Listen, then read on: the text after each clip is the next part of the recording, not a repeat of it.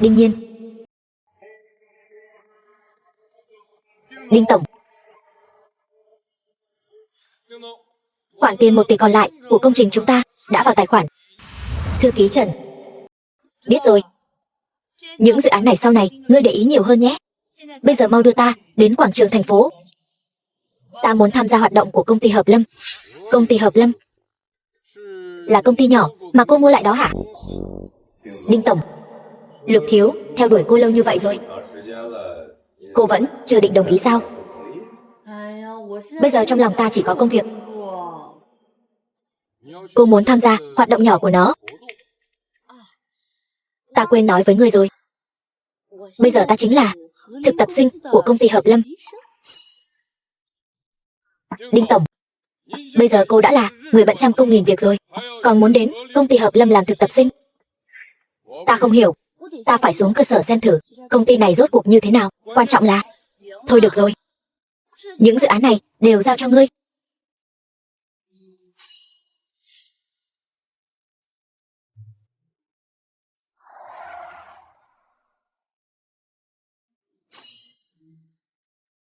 Đinh tổng, ta thật sự không cần đưa cô đến hiện trường hoạt động sao?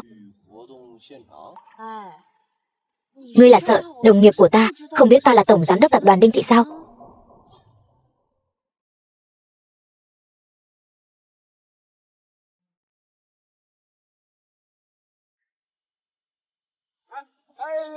Đinh tổng ơi! Mạnh Khiết, Ngụy Hân Nhiên. Xin lỗi Mạnh Khiết, ngại quá. Đồ bà bầu như cô nên bị công ty sa thải.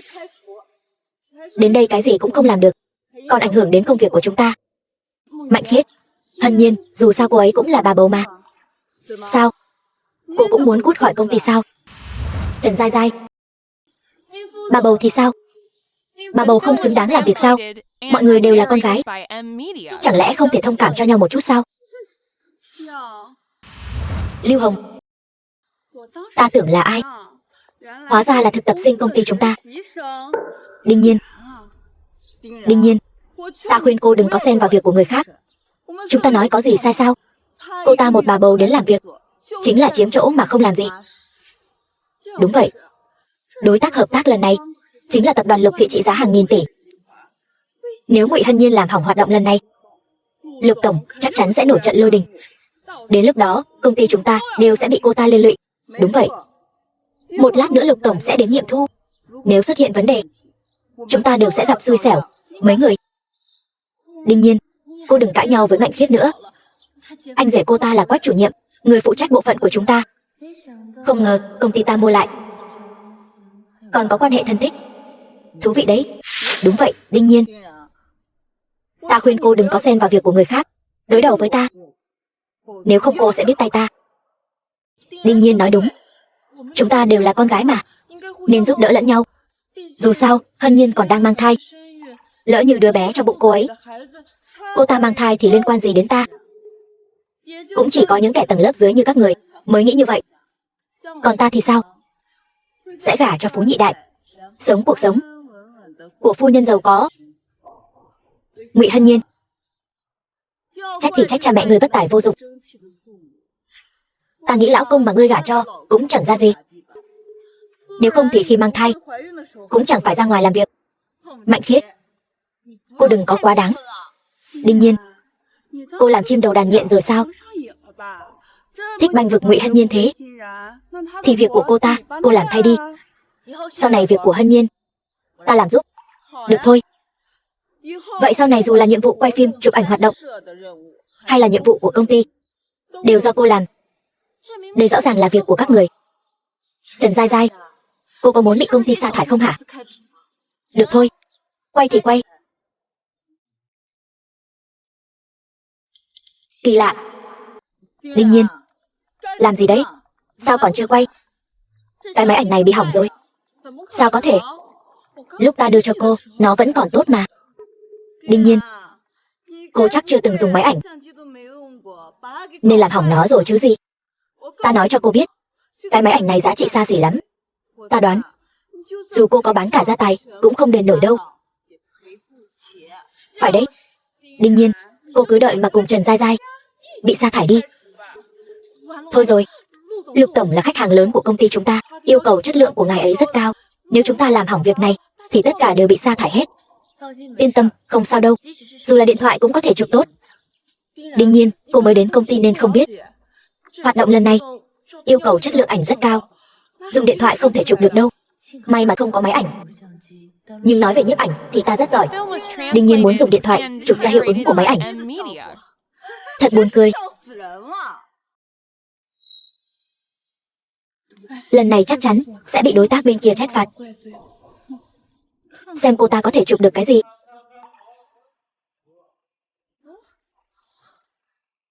Đây là do cô chụp sao? Đương nhiên, trình độ dùng ống kính của cô đỉnh quá đi. Giống như nhiếp ảnh gia chuyên nghiệp vậy. Trần Giai Giai, cô đang tâng bốc vô não cái gì thế? Cô ta có thể dùng điện thoại chụp ra hiệu ứng của máy ảnh, thì bên hợp tác còn tìm chúng ta làm gì? Cứ dùng điện thoại chụp đại là được rồi. Cô chắc không phải là vì muốn lát nữa để Đinh Nhiên gánh tội thay cô mới tâng bốc cô ta chứ. Anh rể, anh đến rồi. Quay thế nào rồi? Quách chủ nhiệm, đừng nhắc nữa. Máy ảnh bị Đinh Nhiên này làm hỏng rồi. Phải đó, lúc này ta đưa cho cô ta, nó vẫn còn tốt mà. Ta nghi ngờ máy ảnh là do cô ta cố ý làm hỏng. Đinh Nhiên, cô có biết làm việc không vậy? Cô có biết lần này bên đối phương rất quan trọng không? Thứ nhất, cái máy ảnh này vốn đã bị hỏng rồi. Thứ hai, ta đã chụp ảnh và quay video rồi. Bên đối tác chắc chắn sẽ hài lòng. Điện thoại có thể chụp được cái gì chứ? Đây là do điện thoại chụp đấy. Sao có thể? Người đàn bà này lại quay tốt đến vậy. Không được, không thể để cô ta được như ý. Anh rể, đối sách này vẫn là do ta nghĩ ra. Ta vẫn ở bên cạnh đó, còn tận tình chỉ bảo cô ta một phen. Hơn nữa, ta còn nghĩ ra một góc độ khác, cho Trần Giai Giai cũng quay một chút. Trần Giai Giai, cô lại đây đưa điện thoại của cô cho Quách chủ nhiệm xem một chút. May mà có Mạnh Khiết ở đây, nếu không đắc tội với bên đối tác. Đương nhiên, tổn thất hoạt động này của chúng ta, cô bồi thường không nổi đâu. Ta cảm ơn Mạnh Khiết. Quách chủ nhiệm, lần này đúng là công lao của Đinh Nhiên, là biện pháp do cô ấy nghĩ ra. Ngụy Hân Nhiên, cô còn mặt mũi mà nói nữa. Đúng vậy, Ngụy Hân Nhiên, chuyện này cô cũng có trách nhiệm. Nhiệm vụ này vốn dĩ là của cô. Sao mọi người lại nói như vậy chứ? Công việc quay phim rõ ràng là của hai người. Đủ rồi, cãi nhau cái gì? Lát nữa Lục Tổng sẽ đến thị sát thành quả. Người trẻ tuổi đừng lúc nào cũng muốn tranh công. Đắc tội với Lục Tổng, trách nhiệm này cô gánh vác nổi sao? Cho dù Lục Minh có đến, anh ấy cũng sẽ đứng về phía chúng ta. Dám gọi thẳng tên Lục Tổng. Cô biết Lục Tổng là ai không? Ban ngày ban mặt thế này, cô đừng có mơ mộng hão huyền nữa. Đùa, một thực tập sinh bé nhỏ muốn quen biết Lục Tổng, còn muốn Lục Tổng giúp cô. Đương nhiên, cô tưởng cô là ai? Ngụy Hân Nhiên, ta khuyên cô nên từ chức ngay đi.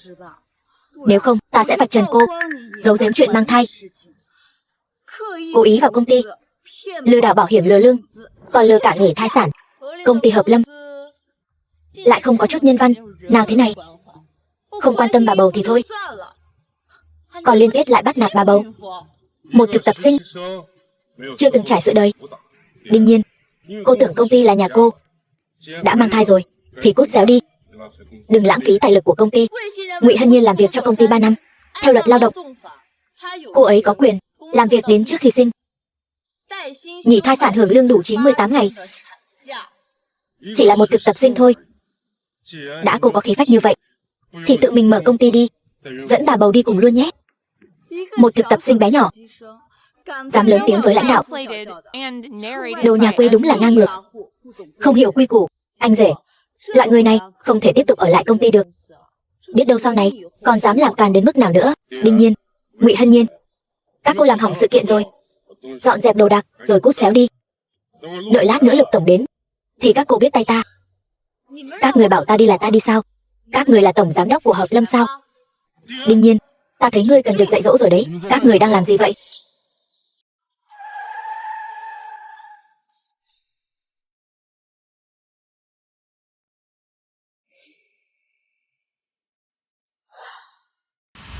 Lục Minh, mấy người đang làm cái gì thế? Không thấy ta.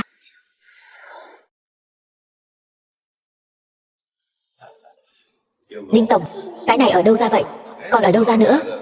Lục thiếu tặng chứ gì? Cứ để đó đi. Đinh tổng, ta nói này, Lục thiếu theo đuổi cô lâu như vậy rồi, cô vẫn chưa định đồng ý sao? Bây giờ ta chỉ có công việc trong lòng thôi.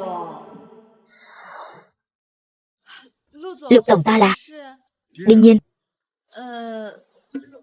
Lục tổng, sao ngươi lại trốn một mình ở phía sau này? Vừa bị đồng nghiệp bắt nạt, chỉ vì ta bênh vực bà bầu mà thôi. Họ đều bắt nạt bà bầu, còn đe dọa cô ấy, ép cô ấy phải tự xin nghỉ việc. Đinh Nhiên, đừng có nói bậy. Công ty các người dám bắt nạt bà bầu.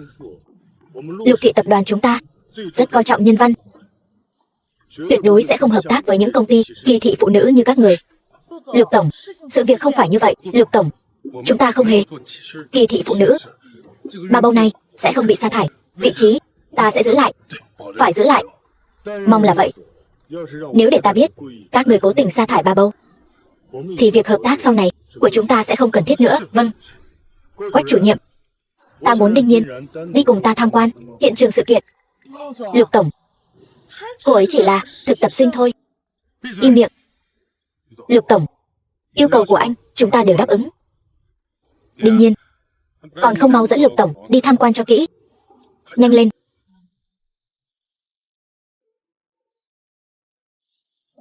Không ngờ Đinh Nhiên lại leo lên được Lục tổng. Ai biết cô ta giở trò gì? Chắc chắn là leo lên giường đàn ông rồi.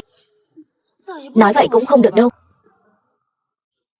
Thẻ trải nghiệm thường dân của ngươi khi nào thì kết thúc vậy? Mẹ ta, lâu rồi không gặp ngươi, ở nhà cứ nhắc đến người suốt. Ta phải tóm được con sâu mọt trong công ty trước đã. Ngươi đừng có phá hỏng chuyện tốt của ta, để lộ thân phận của ta đấy. Được rồi, vậy ta mời Tiểu Đinh giới thiệu giúp ta nhé. Lục tổng, tham quan thế nào rồi? Khá tốt. Phải rồi, vừa nãy ai nói thực tập sinh này không tốt nhỉ? Ta thấy thực tập sinh này khá giỏi đấy chứ. Vậy cảm ơn Lục tổng, ta còn việc khác, ta đi trước. Lục tổng, ta thấy anh có vẻ rất hứng thú với cô thực tập sinh này.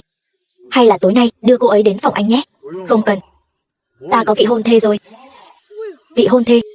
Đúng vậy, Đinh tổng của Đinh thị tập đoàn chính là vị hôn thê của ta. Mấy cô tốt nhất đừng có ý đồ gì, nếu không ta sẽ cân nhắc lại việc hợp tác với các cô sau này. Xin lỗi. Xin lỗi. Anh đi thong thả. Không ngờ Lục tổng lại có vị hôn thê rồi. Vậy là cơ hội đổi đời của Đinh Nhiên coi như hỏng bét rồi. Lục tổng chỉ là nhất thời hứng thú thôi. Làm sao anh ta có thể để mắt đến loại con gái không có chỗ dựa như Đinh Nhiên chứ?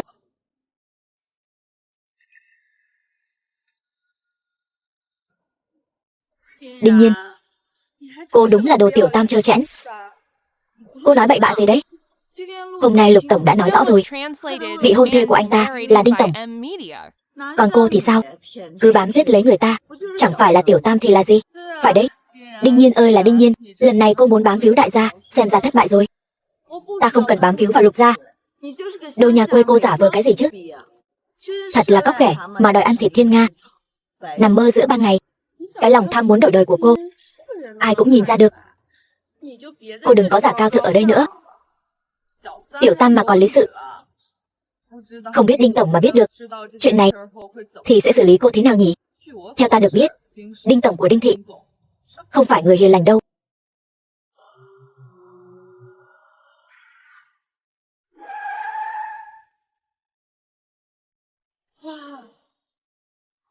Chiếc xe này chắc phải vài triệu tệ. Đây là phiên bản giới hạn, không chỉ vài triệu đâu. Đắt vậy sao?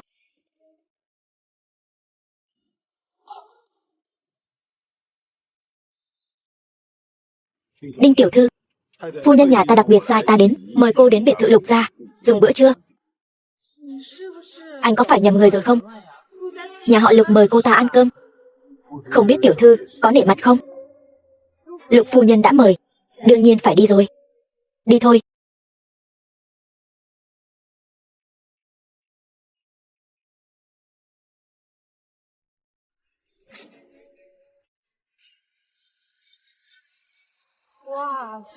Lục gia giàu thật đấy. Nhưng mà, tại sao Lục phu nhân lại mời Đinh Nhiên đến Lục gia nhỉ? Cô ta không phải tiểu tam sao?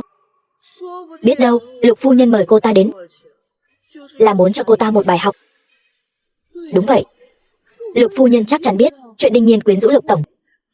Lần này Đinh Nhiên đến đó, chắc chắn không có chuyện gì tốt đẹp đâu. Mạnh Khiết, Đinh Nhiên tuy là tiểu tam, nhưng cô ta có thể lợi dụng nhà họ Lục để đối phó với chúng ta không? Ngươi đừng lo, ta sẽ nghĩ cách dạy dỗ cô ta.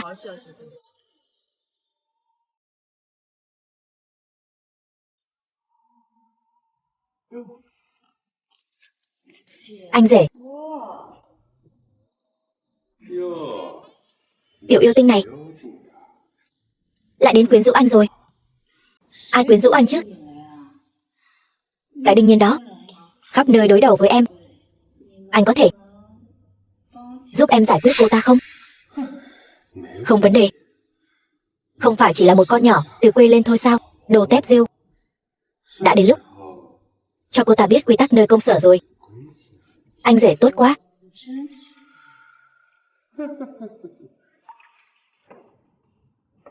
Đinh Nhiên, lát nữa có một hoạt động với đối tác. Cô thu xếp lại rồi qua đây. Vâng.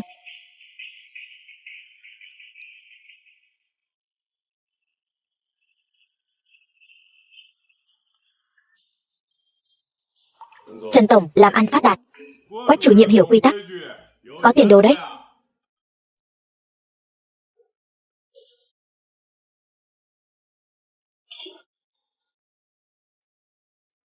Đinh Nhiên, cô có hiểu quy tắc không vậy? Không chỉ đến muộn, còn mặc quần bò đến đây, lại còn không trang điểm. Cô như vậy là quá không tôn trọng đối tác của chúng ta rồi đấy.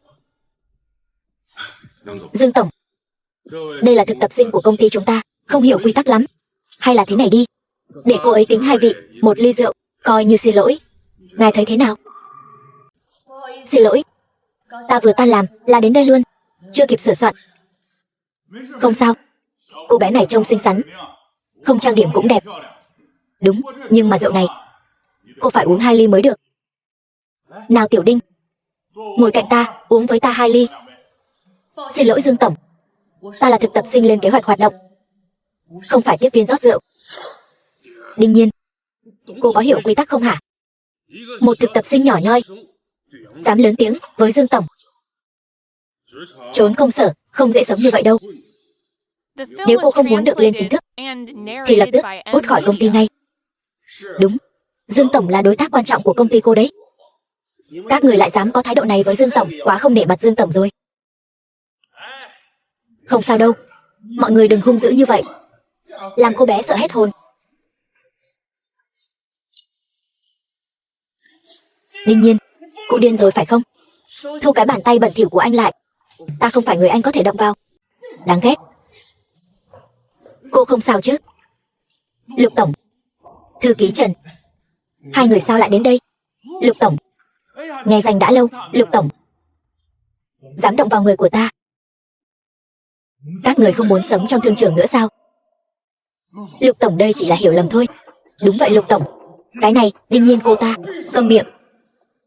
Ta một giây cũng không muốn nhìn các người ở lại đây. Các người khiến ta thấy ghê tởm. Đinh Nhiên, chúng ta đi. Lục tổng, điều Đinh tổng ghét nhất chính là loại giao tiếp làm ăn bất chính này. Đinh thị tập đoàn chúng ta cũng không hoan nghênh loại khách như các người. Cút hết cho ta.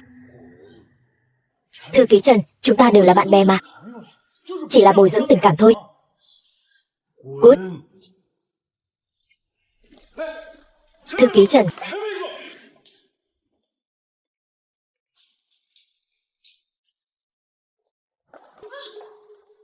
Anh rể, sao mọi người ăn cơm xong rồi?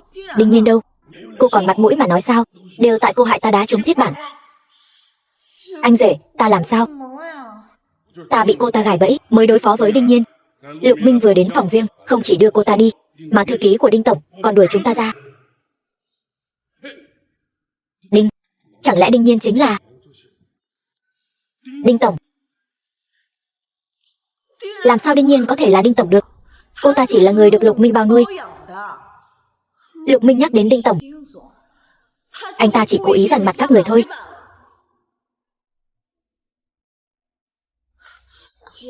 Anh rể, đợi Lục tổng chơi chán rồi, anh ta nhất định sẽ đá Đinh Nhiên thôi. Đến lúc đó, ai cũng có thể chơi cô ta. Người nói có lý. Hết giận chưa? Nếu hết giận rồi thì chúng ta đi chơi đi. Cô nha, đúng là đồ lẳng lơ mà. Đi thôi.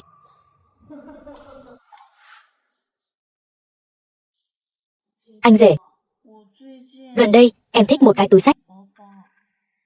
Anh mua cho em được không? Chỉ có cô lắm chuyện. Nếu không thì cô lấy cái túi ta mua cho chị gái cô, đeo tạm đi. Vậy thì sau này anh phải mua túi mới cho ta đấy. Được, chiều theo ý cô hết.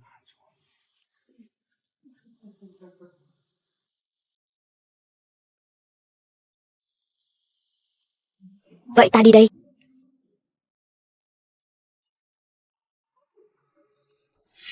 Tàu điện ngầm này thật khó chen chúc. Sao tài xế lại đột nhiên bị bệnh thế nhỉ? Đương nhiên, chẳng lẽ cô bị kim chủ bỏ rơi rồi mà phải đi bộ đến công ty sao? Mạnh Khiết, cô đừng có nghĩ ai cũng dơ bẩn như cô. Cô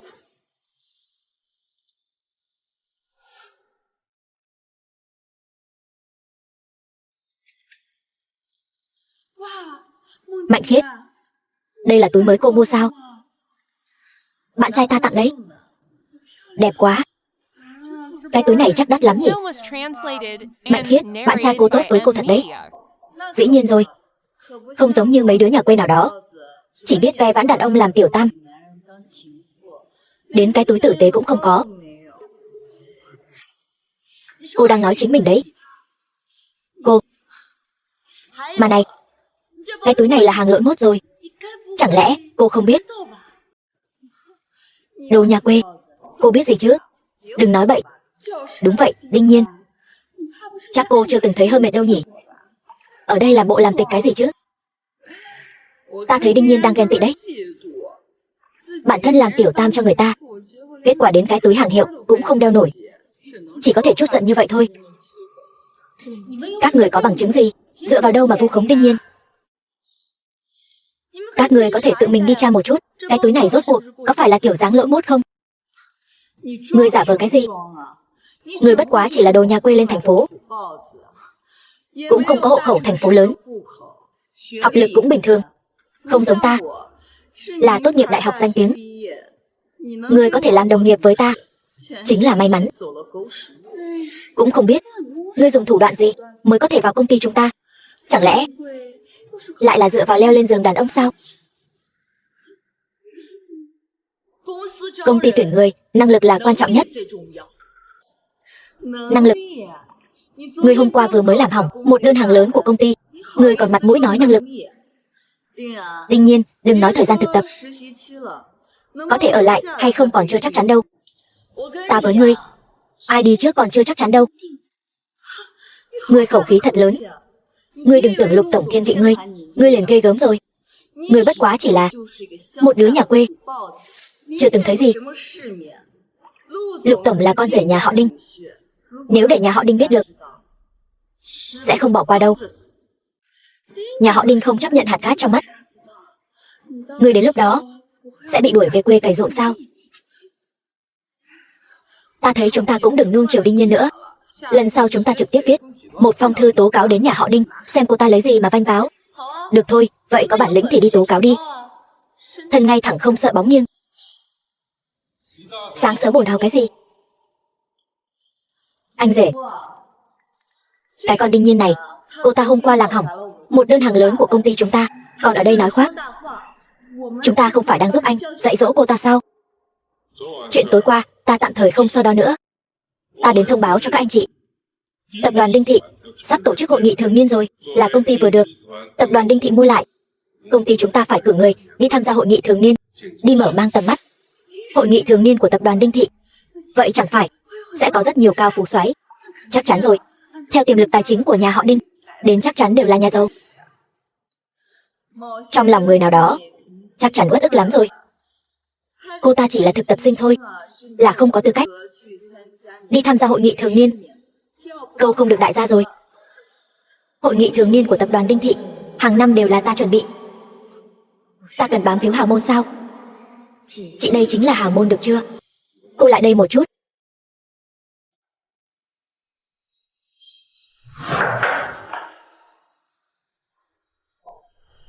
Quách chủ nhiệm, tìm ta có việc gì?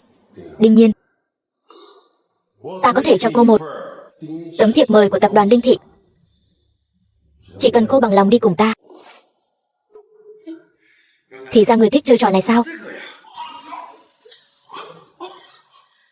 Đồ đàn ông béo như anh còn dám đụng vào ta. Một chút tỷ lệ còn không bằng ngón út của ta. Một tên chủ nhiệm công ty nhỏ nhoi thật sự coi mình là đại gia rồi.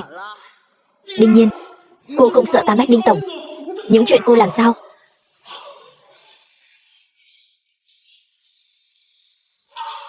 Cô. Cổng khách sạn.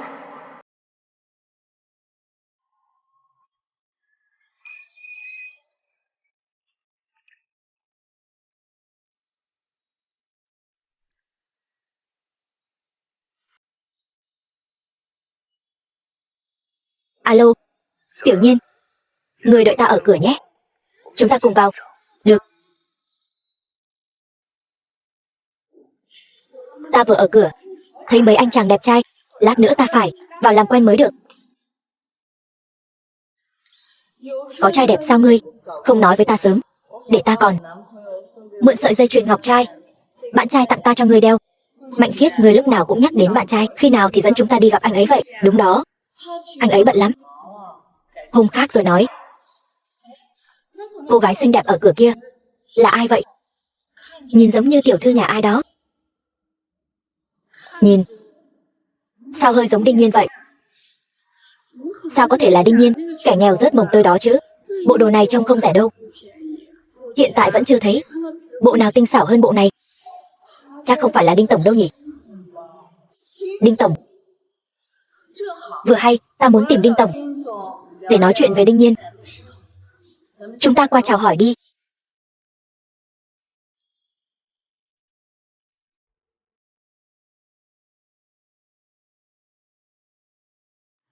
Xin hỏi, có phải Đinh tổng không? Đinh Nhiên. Đinh Nhiên, cô còn mặt mũi mà đến đây. Bọn họ đến được thì sao ta lại không đến được? Đinh Nhiên, đây chính là buổi tiệc thường niên của Đinh Thị tập đoàn. Cô có thiệp mời thì mới đến được. Đúng vậy, không có thiệp mời thì căn bản không vào được. Phải đó Đinh Nhiên, không có thiệp mời sao cô vào được vậy? Ta không cần thư mời. Cô dám nói thế cơ? Cô tưởng cô là ai? Ta thấy Đinh Nhiên cố tình ăn mặc như vậy đấy, đứng ở cửa ra vào thu hút mấy cậu ấm cô chiêu. Có vào được hay không đối với cô ta căn bản chẳng quan trọng. Đều chặn ở cửa làm gì thế? Anh rể, anh đến rồi. Đinh Nhiên này, cô ta không có thư mời mà dám đến tham dự hội nghị thường niên của tập đoàn Đinh Thị, thật sự quá mất mặt công ty chúng ta. Cô đến làm gì? Ta nhớ hình như cô không có thư mời hội nghị thường niên của công ty nhỉ? Nếu cô chịu cầu xin ta sẽ cân nhắc dẫn cô vào, mở mang tầm mắt. Không cần. Được thôi, vậy cô cứ đứng đấy đi. The film was translated and narrated by M Media.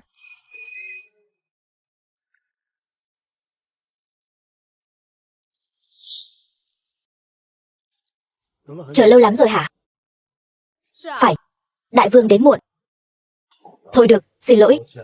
Ta nhất định sẽ bù đắp cho em thật tốt. Chúng ta đi. Chúng ta vào thôi. Đương nhiên, không lẽ thật sự là bạn gái của Lục tổng sao? Sao có thể chứ? Cô ta chỉ là con tiểu tam trơ trẽn, bám giết lấy Lục tổng. Phải đấy, ta muốn xem lần này Cô ta xử lý thế nào nếu Đinh tổng biết được? Không lẽ sẽ lấy mạng cô ta sao? Nhưng mà Đinh Nhiên cũng họ Đinh mà. Cô ta còn ăn mặc lộng lẫy như vậy nữa, không lẽ cô ta chính là Đinh tổng? Ngụy Hân Nhiên, cô đúng là mang thai xong ngốc 3 năm rồi. Chỉ có cô mới tin cô ta là Đinh tổng thôi. Cô ta không thể nào là Đinh tổng được. Đinh tổng trăm công nghìn việc, bình thường ngay cả hoạt động thương mại cũng không thể tham gia, cơ bản là không lộ diện. Sao cô ta có thể đến công ty chúng ta làm thực tập sinh được chứ? Đúng vậy Ngụy Hân Nhiên, cô đừng nói đùa nữa. Thôi được rồi, đừng cãi nhau nữa, chúng ta vào xem kịch hay thôi. Đi thôi.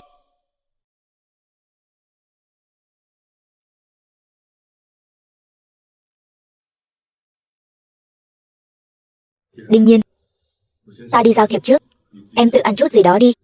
Vâng.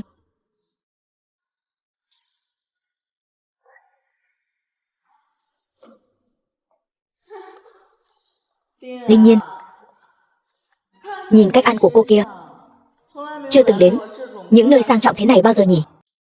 Chắc chắn cô ta chưa từng đến. Đồ nhà quê như cô ta sao có thể thấy qua tiệc rượu cao cấp thế này chứ?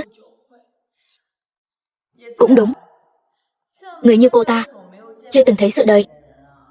Ai mà không biết, còn tưởng là ăn mày đói mấy ngày rồi chứ.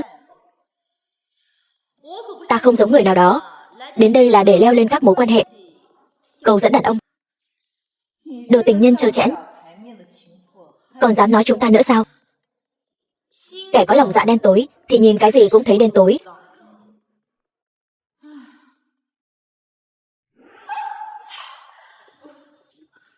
Đinh Nhiên, chuyện này không liên quan đến ta, là tự cô va vào ta.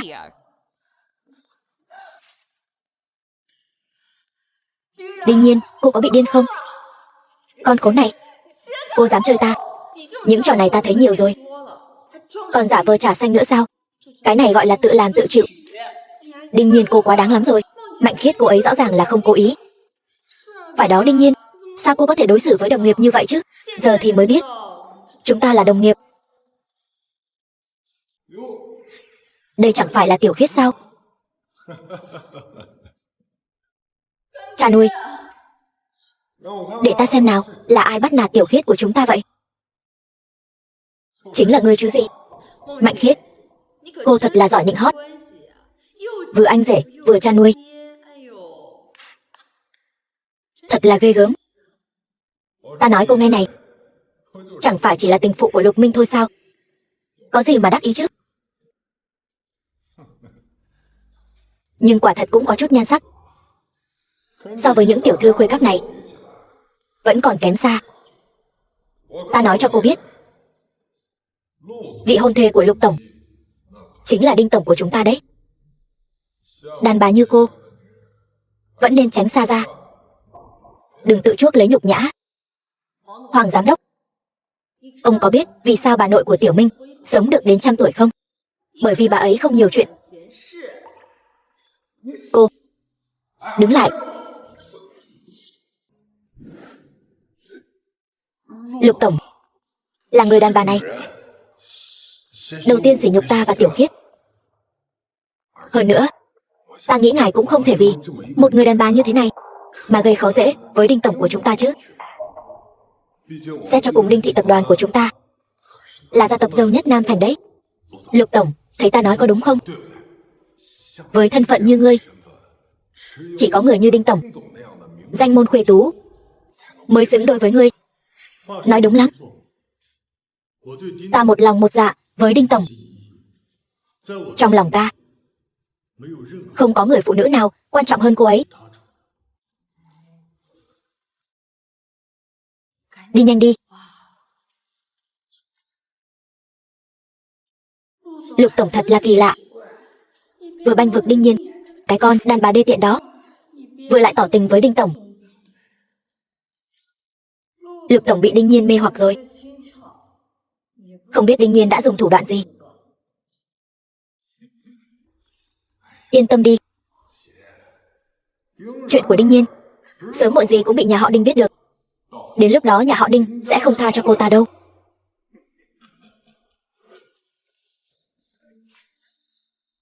Lục Minh, khi nào chúng ta nói sẽ liên hôn vậy? Ta chưa đồng ý việc chúng ta liên hôn đâu. Hơn nữa ta luôn coi ngươi là bạn tốt của ta. Khi chúng ta chơi trò đóng vai gia đình, chẳng phải chúng ta luôn đóng vai vợ chồng sao? Bớt khéo miệng đi. Chuyện liên hôn của chúng ta bây giờ đang ồn ào lắm rồi. Bọn người ở công ty không ít lần lấy chuyện này ra để sỉ nhục ta. Bọn họ thật là không biết điều. Tiểu Nhiên, bao nhiêu năm nay The ta film vẫn was luôn là anh trai của ngươi. translated and Ngươi yên tâm. narrated by M Media. Ta nhất định sẽ bảo vệ tốt cho ngươi. Vậy thì cảm ơn ngươi. Được rồi, ta đi thay đồ đã. Đi đi.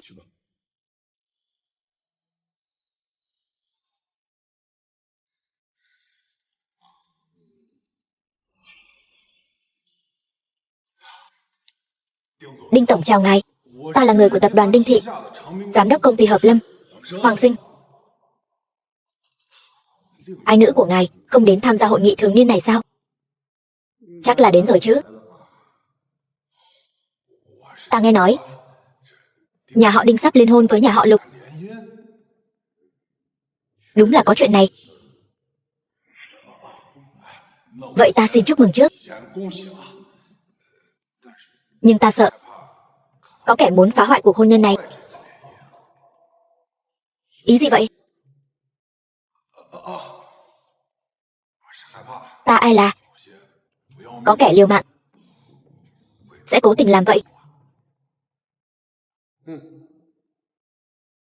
Ai dám phá hoại hạnh phúc của con gái ta, ta tuyệt đối không tha.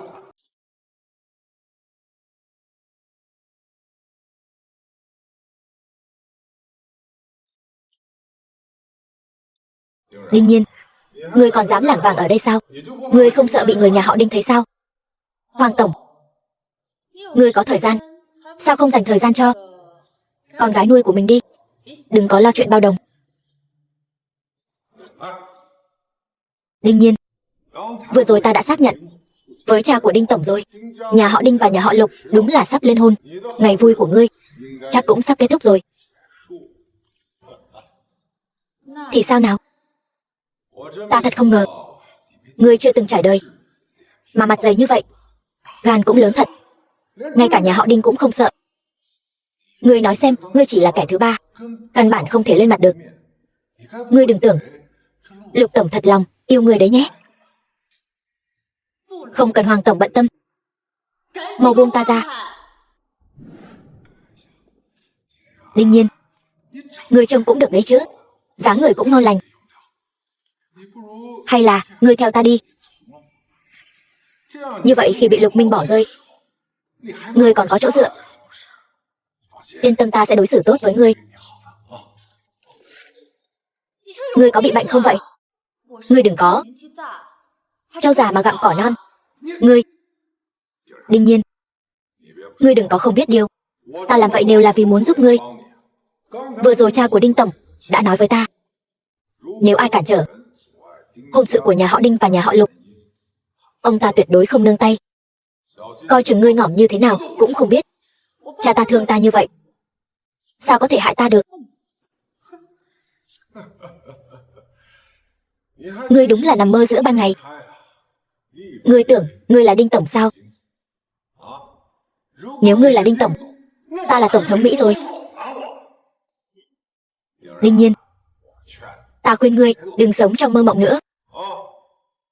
Hãy thực tế một chút. Ách ngồi đáy giếng. Ngươi nhìn xem cả người ngươi có chỗ nào giống tiểu thư khuê các không? Ngươi vẫn nên ngoan ngoãn theo ta đi. Cút đi.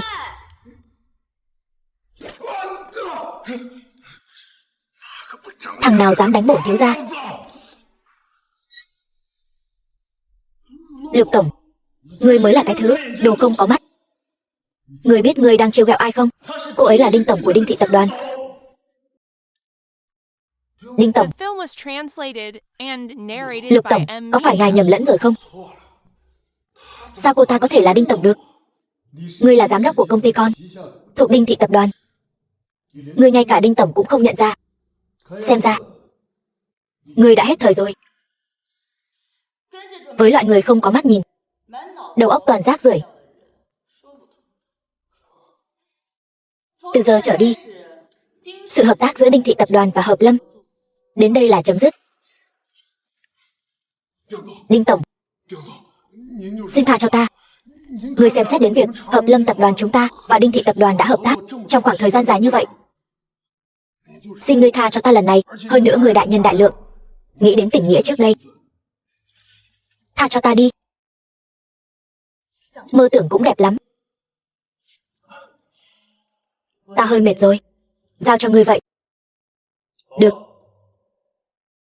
Người đâu?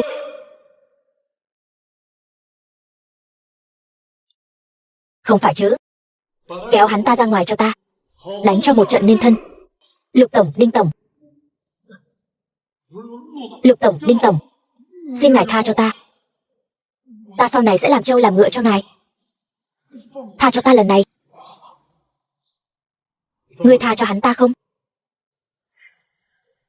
Ta cũng không tha. Lục Tổng, các ngươi muốn làm gì? Các ngươi thả ta ra. Thả ta ra. Thả ta ra. Mạnh Khiết, đó chẳng phải là cha nuôi của cô sao? Sao có thể? Ta vừa nghe người bên cạnh nói, hình như ông ta đắc tội với Lục Tổng và Đinh Tổng. Đinh Tổng? Đinh Tổng cũng có mặt ở đó sao? Ta không biết. Xem ra Đinh Tổng này cũng khá là có thủ đoạn. Nếu để Đinh Tổng biết chuyện của Đinh Nhiên, liệu có dạy dỗ cô ta một trận như vậy không? Biết đâu đấy, Đinh Nhiên cứ chờ bị trả thù đi.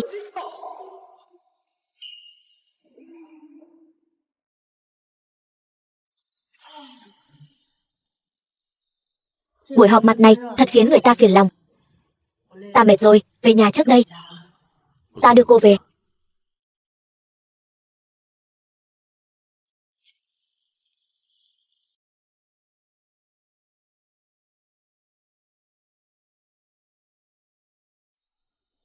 Sao lại mặt ngươi khó coi thế này? Bị bỏ rơi rồi.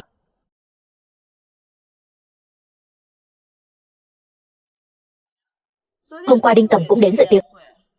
Chẳng trách sao sau đó chúng ta không thấy bóng dáng của cô. Sợ là tè ra quần, bỏ chạy rồi chứ gì. Cô nói xong chưa? Nói xong thì đi nhanh đi. Ta đến để giúp cô. Cô làm cái phương án này đi. Đến lúc đó, Đinh chủ tịch của Đinh Thị Tập đoàn sẽ đến thị sát. Đây chẳng phải là nhiệm vụ của cô sao? Ta là không chấp nhận chuyện cũ. Cho cô cơ hội này. Cô đừng có không biết điều. Cô nghĩ cũng hay lắm. Sau khi ta làm xong, vẫn sẽ ghi tên cô lên. Mạnh Khiết, đừng có coi người khác là đồ ngốc. Cô đừng có rượu mời không uống, lại muốn uống rượu phạt đấy. Ta nói cho cô biết, cô đã đắc tội với rất nhiều người, sắp sửa bị đuổi ra khỏi công ty rồi. Tuy nhiên, chỉ cần cô ngoan ngoãn làm xong phương án này, cô vẫn có thể ở lại. Dự án này có liên quan đến việc đánh giá. Đến lúc đó, ta có thể nhờ anh rể ta nương tay với cô một chút. Không cần cô nhọc lòng. Vụ này, cô vẫn nên tự mình làm đi. Cố lên.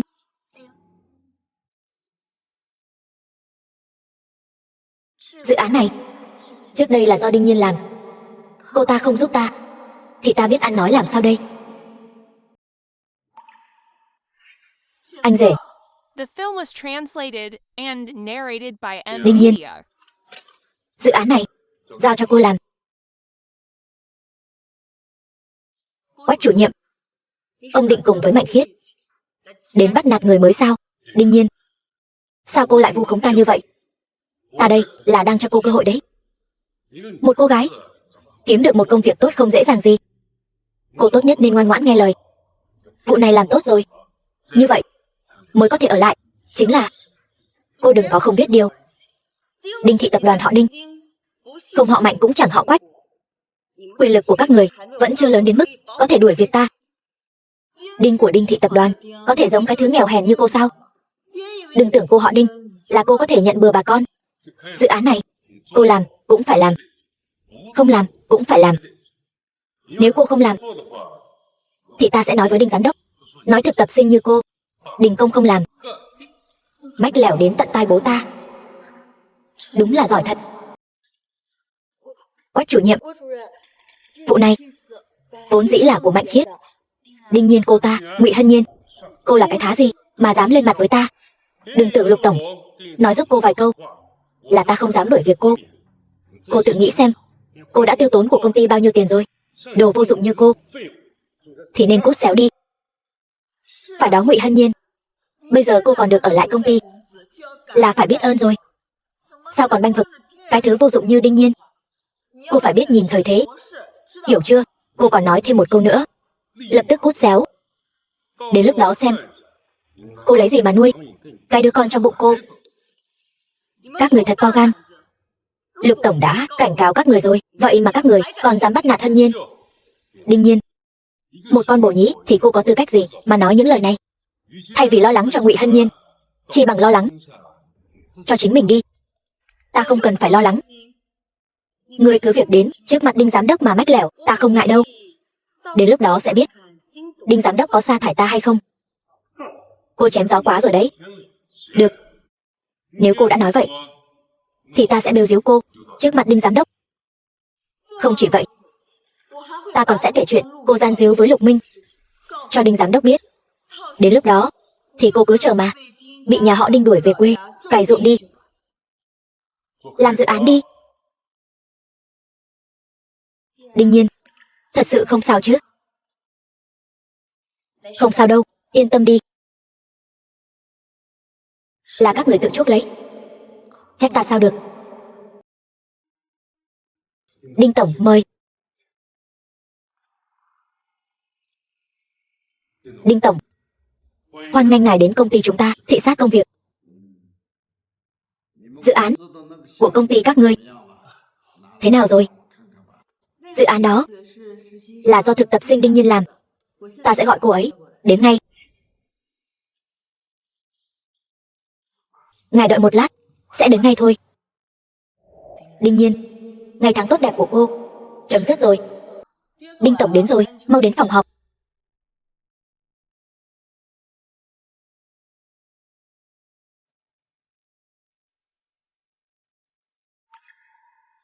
Đinh Nhiên, dự án của cô làm đến đâu rồi? Chưa làm. Cái gì? Cô có biết dự án này rất quan trọng không? Dự án đó vốn dĩ không phải của ta, mà là của Mạnh Khiết. Đinh Nhiên, ta đã nói giao dự án đó cho cô rồi mà. Sao cô còn đùn đẩy trách nhiệm? Cô chẳng qua là muốn ta làm giúp cô, ghi tên cô vào. Để rồi, cô tranh công phải không? Đủ rồi. Đinh tổng, đây là thực tập sinh của công ty chúng ta. Cô ta luôn luôn không chịu nghe lời. Ta vốn định dùng dự án này để cô ta học hỏi, trưởng thành hơn. Ai ngờ lại thành ra thế này. Đinh Nhiên, cô đừng tưởng có Lục Minh chống lưng cho cô là cô có thể làm càn. Đinh tổng, Đinh Nhiên này, cô ta gian díu với Lục Minh vì hạnh phúc của ái nữ và hạnh phúc của Lục Minh. Nhất định phải trừng trị nghiêm khắc con hồ ly tinh này. Xem ra Đinh tổng tức giận rồi. Đinh Nhiên, cô xong đời rồi. Ba, xem họ nói gì ta kìa. Ta nghe không nhầm chứ? Đinh Nhiên gọi Đinh tổng là gì? Thì ra Đinh Nhiên thật sự là tập đoàn Đinh Thị đại tiểu thư. Quả nhiên ta đã không đoán sai.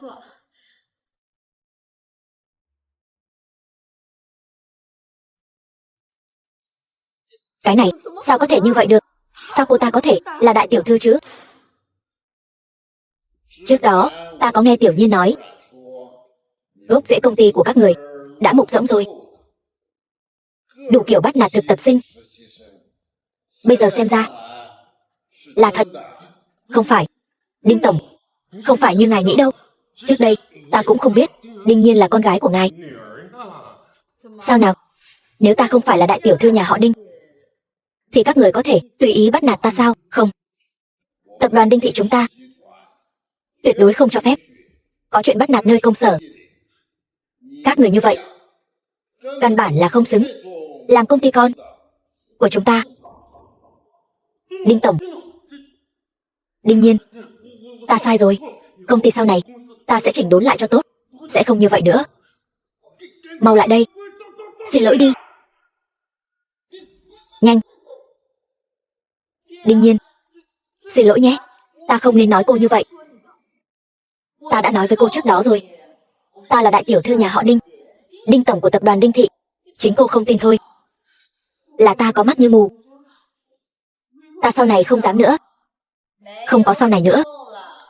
Cô với Quách Tuấn sau này cũng không cần thiết ở lại công ty nữa. Cái gì?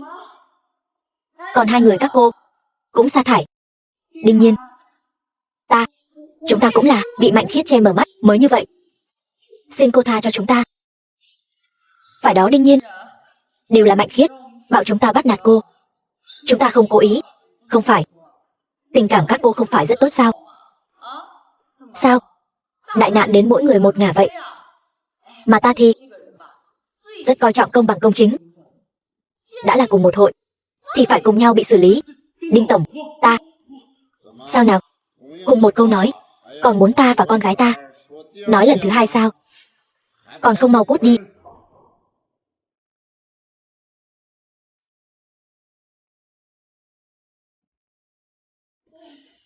Đinh Nhiên, xin lỗi nhé. Ta sợ Mạnh Khiết gây khó dễ cho ta nên mới không giúp cô. Ta cũng vậy. Xin lỗi Đinh Nhiên. Ở công ty không giúp được gì cho cô. Hồi đó nếu không phải vì cô giúp ta có thể đã bị đuổi việc từ lâu rồi. Không sao. Ta biết các cô không muốn hùa theo bọn họ. Cảm ơn cô.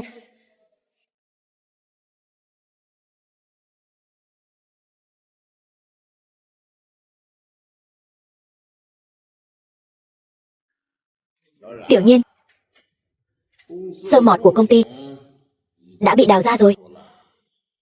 Con có thể quay lại Đinh Thị tập đoàn rồi đấy. Gần như vậy. Nhưng con muốn nghỉ ngơi một chút. Đấu trí đấu dũng với đám người đó thật sự hơi mệt. Đương nhiên là được. Con gái của ta muốn làm gì thì làm cái đó. Không ngờ Đinh Nhiên thật sự là Đinh tổng. Cô nói lúc trước chúng ta sao lại không tin cô ấy chứ? Chẳng phải là vì Mạnh Khiết sao? Nếu không phải vì cô ta, chúng ta cũng sẽ không bị sa thải. Hai người có tư cách gì nói ta chứ? Hai người có thể sống thoải mái ở công ty, chẳng phải là vì ta ở trước mặt anh rể nói giúp hai người sao? Cô chẳng phải là dựa vào quyến rũ anh rể để leo lên sao? Cô giả vờ cái gì chứ? Cô hay lắm Dương Việt. Trước đây khúm núm trước ta, bây giờ lại dám ra tay với ta. Bây giờ chỗ dựa của cô đã sụp đổ rồi, ta còn nịnh nọt cô làm gì? Cô cứ chờ đấy. Ta sớm muộn gì cũng sẽ cho cô và Đinh Nhiên đều phải trả giá. Mạnh Khiết, đồ tiểu tam. Chị, sao chị lại đến đây? Ta bảo anh rể ở trong công ty chăm sóc cô cho tốt. Cô thì hay rồi, lại dám leo lên giường của anh ấy. Chị hiểu lầm rồi, ta cho cô biết. Cô còn dám cãi. Ta nói anh ấy sao mỗi tối lại về nhà muộn như vậy.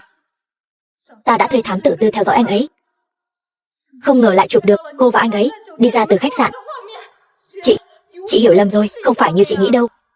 Vợ, sao em lại đến đây? Sao? Ta không được đến sao? Anh không có ý đó. Sợ ta biết anh với Mạnh Khiết ngoại tình phải không? Vợ, là em gái em quyến rũ anh. Đúng, nói anh ở công ty che chở cho cô ta. Đúng. Quách Tuấn, anh nói câu đó là ý gì? Gì mà ta quyến rũ anh? Chẳng phải sao? Cô đến văn phòng ngồi lên đùi ta, cứ muốn quan hệ với ta. Anh thật là một vở kịch hay. Mạnh Khiết, cái này gọi là gieo gió gặt bão. Đương nhiên, cô có phải cố ý vu oan giá họa ta không? Mạnh Khiết, cô đừng có phát điên lên đấy. Cô với Quách Tuấn gian díu với nhau, liên quan gì đến ta? Những bức ảnh này đều là thám tử tư chụp được. Đến giờ cô còn vu oan người khác. Ta làm sao có thể có một đứa em gái như cô chứ? Vợ, Mạnh Khiết, cô nhớ kỹ cho ta. Chuyện này ta sẽ không bỏ qua đâu. Yên tâm đi, Quách Tuấn và Mạnh Khiết sẽ không còn ở công ty chúng ta nữa. Ta đã sa thải họ rồi. Thật sao? Tất nhiên là thật. Quách Tuấn, Mạnh Khiết, còn không mau cút đi. Nếu không, ta sẽ gọi bảo vệ đến.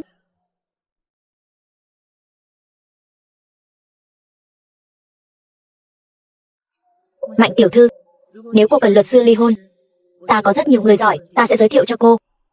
Vậy thì, cảm ơn cô. Không có gì.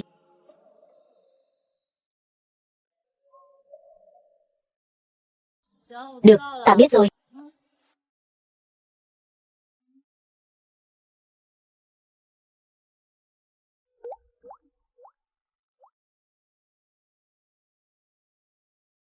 Sao anh lại đến đây? Đưa em về nhà chứ sao? Em đâu phải trẻ con. Em có thể tự về nhà mà. Là ba em, nhờ anh đưa em về nhà đấy. Ba không thật sự gả con cho Lục gia đấy chứ? Phải. Người của Lục gia đã đến nhà cầu hôn rồi. Con và Lục Minh lại là thanh mai trúc mã. Hai đứa ở bên nhau chẳng phải rất tốt sao?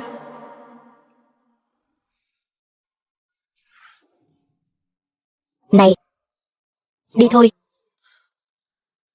Cái đó, Lục Minh, chuyện hai bên gia đình, định hôn ước ấy, anh đừng để tâm nhé. Cô em tự luyến của ta ơi, hai nhà chúng ta đã là bạn bao nhiêu năm rồi. Hồi nhỏ ta chẳng phải hay đến nhà cô ăn trực sao? Thôi được rồi, đi thôi.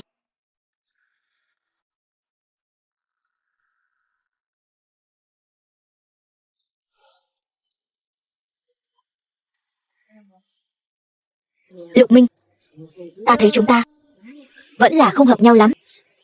Hay là anh nói với ba mẹ anh hủy hôn ước đi. Cô muốn ba mẹ ta ghét ta sao? Được không? Cô muốn gì? Cũng được. Tốt quá. Cảm ơn anh nhé. Đi thôi.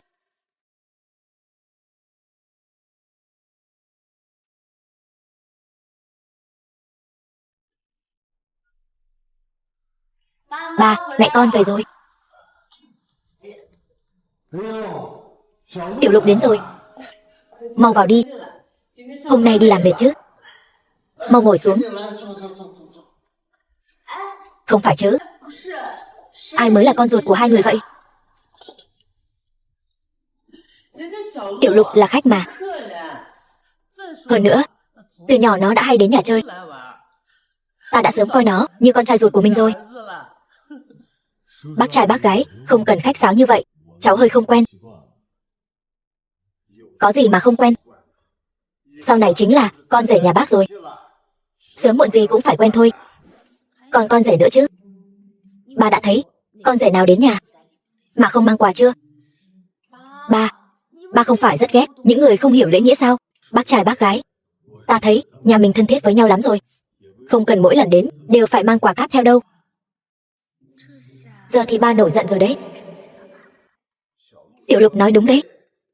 Hai nhà mình vốn là bạn cũ, như người một nhà, đâu cần khách sáo thế. Đúng vậy. Con đừng nghe Tiểu Nhiên nói bậy. Sau này con muốn đến thì cứ đến, chẳng cần mang quà cáp gì cả. Không phải chứ? Ba mẹ, sao ba mẹ lại hai mặt thế? Vậy lúc trước con đi công tác, ba mẹ còn đòi quà con cơ mà. Sao có thể giống nhau được chứ? Con bé này giờ đã là tổng giám đốc của Đinh Thị rồi. Con còn bận tâm mấy đồng bạc lẻ này sao? Thúc gì? Ta thấy Tiểu Nhiên nói cũng đúng. Lần sau ta sẽ chú ý hơn. Sao Lục Minh lại được ba mẹ ta yêu quý thế nhỉ? Chẳng lẽ ta phải thú nhận với ba mẹ sao? Thôi đừng nói nữa. Đi ăn thôi. Đi.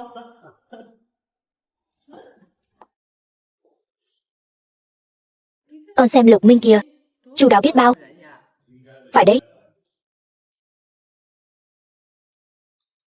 Tiểu Lục, dạo này công ty thế nào rồi?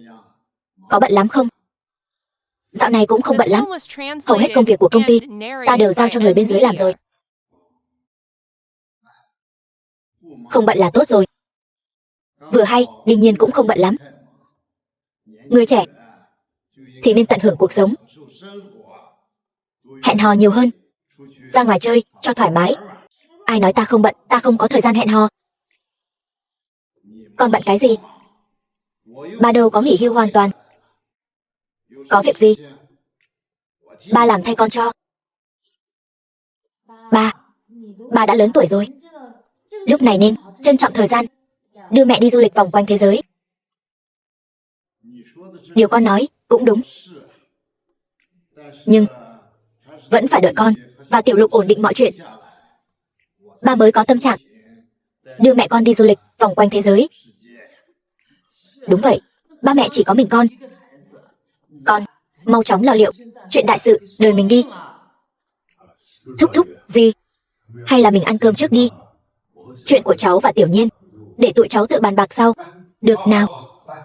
Ăn cơm.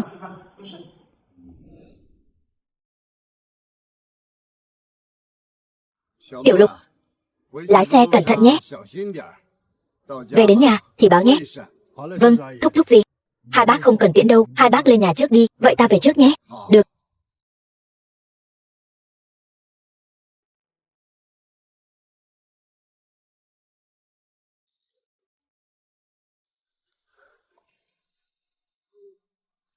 Ba mẹ, con có chuyện muốn nói với ba mẹ.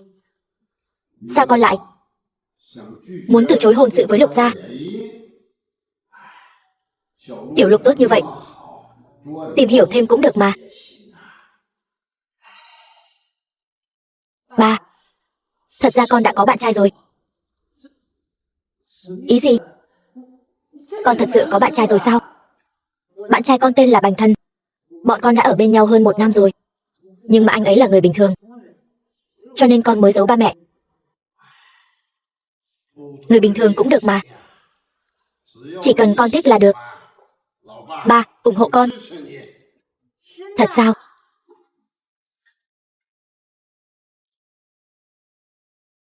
Đứa nhỏ này có bạn trai rồi mà, cũng không nói sớm. Ba mẹ rất thoáng mà. Chắc chắn ủng hộ con rồi. Chỉ cần cậu ấy tốt với con là được. Chắc chắn rồi. Nếu con muốn đi hướng đông thì anh ấy tuyệt đối không đi hướng tây. Con bé này đôi khi cũng phải nhường nhịn người ta một chút. Ba. Mà này, ba mẹ đồng ý là tốt rồi. Con còn lo ba mẹ không cho bọn con đến với nhau. Đúng rồi. Nhà Bành Thần ở ngay đường Thành Nam Hòa Bình, thuộc kế hoạch giải tỏa của Đinh Thị Tập đoàn. Ngày mai con còn phải đến dự tiệc giải tỏa do anh ấy tổ chức nữa, tiện thể gặp mẹ anh ấy luôn. Tốt quá. Ba sẽ nể mặt con mà cho cậu ấy thêm tiền giải tỏa. Ba là nhất. Vậy ta chuẩn bị quà, con mang theo nhé. Lần đầu con gặp gia đình người ta, không thể không mang quà được. Được rồi. Con lấy tổ yến thượng hạng ta mua, mang đi tặng đi. Còn có cả chuỗi ngọc trai trong bộ sưu tập của ta mà ta chưa đeo lần nào. Được. Ba mẹ chơi lớn quá. Mấy thứ này phải mấy chục triệu chứ. Tiểu Nhiên, dù sao đây cũng là lần đầu tiên con nhắc đến bạn trai với ba mẹ. Với lại, đây cũng là lần đầu con gặp mẹ người ta, nên chúng ta phải đối đãi thật tốt.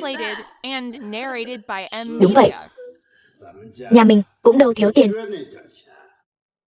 Hạnh phúc của con gái cưng mới là quan trọng nhất. Ba mẹ tốt quá.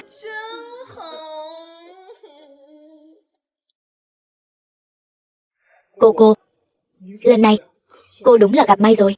Căn nhà cũ này mà được giải tỏa thì sau này chẳng phải phất lên sao. Ta kính cô một ly. Sau này còn phải nhờ tiểu thân chiếu cố nhiều.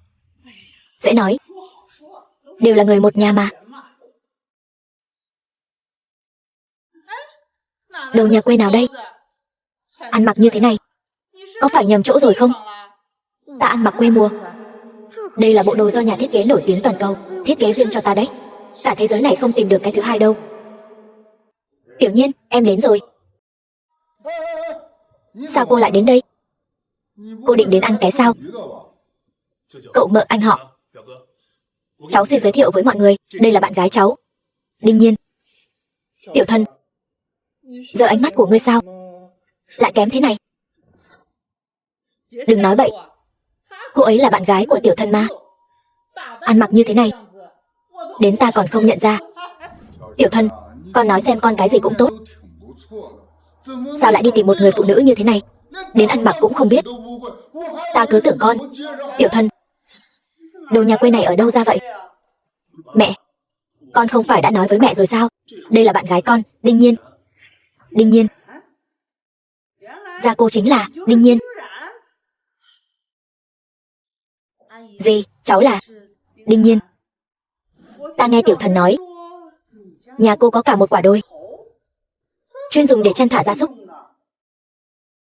Vậy chẳng phải cô từ nhỏ đã lớn lên trên núi sao? Cái ngữ chăn bò chăn dê này, nhà cháu bao chọn một quả đồi. Hồi nhỏ đi dạo trên đồi nhà mình cũng bình thường mà. Gì, đúng vậy, cái quả đồi của cháu ấy thôi. Thảo nào người toàn toát ra một nghèo nàn, thì ra là đồ nhà quê. Tiểu thân, con nói xem dù gì, con cũng là người thành phố, sao lại đi tìm một đứa chăn bò? Một người phụ nữ như thế này không xứng bước vào cửa nhà chúng ta. Đúng vậy tiểu thân, nhà chúng ta sắp được đền bù giải tỏa rồi, còn sắp trở thành đại gia mấy chục triệu rồi. Muốn phụ nữ nào mà chẳng được. Tìm loại phụ nữ này, e là đến mấy chục nghìn tiền tiết kiệm cũng không có đâu. Mấy cái người kỳ quặc này, đầu óc toàn nghĩ mấy thứ linh tinh gì không biết. Cái biệt thự to đùng nhà ta, 10 căn nhà ở Nam Thành cũng không sánh bằng.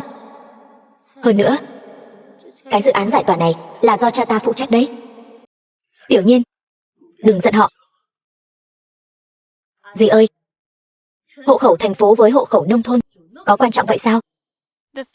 Nếu cần thiết, cháu có thể chuyển hộ khẩu sang Nam Thành. Cô muốn dựa vào việc gả cho tiểu thần nhà chúng ta để ở lại Nam Thành sao? Dù vậy cũng không thay đổi được sự thật cô là gái quê đâu. Cô có phải vẫn đang nhòm ngó tiền đền bù nhà chúng ta không? Ta nói cho cô biết nhé, tiền đền bù đó cô đừng hòng lấy được một đồng nào. Ta thèm vào tiền đền bù nhà gì sao? Tài sản nhà ta gấp mấy ngàn lần tiền đền bù nhà gì rồi. Gì? Cháu không có ý đó. Cô gái ta hảo tâm khuyên cô, hôn nhân cần môn đăng hộ đối. Nói về ra thế nói về con người, cô đều không xứng với tiểu thần nhà chúng ta. Ta khuyên cô nên sớm từ bỏ đi. Đúng vậy, tiểu thân tốt nghiệp thạc sĩ, giờ lại còn thi đỗ biên chế, ở ngoài kia là miếng mồi ngon đấy. Cô là thân phận gì? Thân phận của cô kém xa hắn. Chị, ta thấy cô ta nếu muốn gả vào nhà chúng ta, chắc chắn không thể đòi sính lễ. Phải, cô ta muốn gả vào nhà chúng ta, một đồng sính lễ cũng không có, bởi vì cô không xứng. Suất học bổng nghiên cứu sinh của Bành Thân là ta nhường cho anh ấy, tiền lớp ôn thi công chức của anh ấy cũng là ta chi trả. Sao? Bây giờ là kiếm đầu tiên chém người trong mộng trước sao? Đương nhiên, cô nói những điều này làm gì? Đó đều là chuyện quá khứ rồi. Hơn nữa, mẹ ta cũng chỉ nói miệng thôi. Cô đừng quá để tâm. Nhưng, dù là cô đăng ký lớp học, nếu tiểu thần không nỗ lực, thì cậu ấy cũng không thi đậu công chức được. Sao? Cô còn vênh váo nữa sao? Có bản lĩnh, thì cô thi một cái, cho chúng ta xem thử xem. Cậu mợ hai người nói đúng. Đều là lỗi của Tiểu Nhiên. Ta về nhà sẽ nói chuyện với cô ấy. Nhà cô ấy tuy điều kiện không tốt lắm, nhưng người vẫn rất tốt. Bành Thân anh, Tiểu Nhiên, mẹ ta một mình nuôi ta cũng không dễ dàng. Cậu mợ từ nhỏ đã như vậy rồi. Cô đừng giận nữa. Vậy nên anh cứ để mặc họ sỉ nhục ta như vậy sao? Tiểu Nhiên, em cứ nhịn trước đi. Đợi mẹ ta chấp nhận em rồi, anh sẽ khuyên bà ấy. Được rồi, ta nể mặt anh, sẽ nhịn lần này thôi đấy.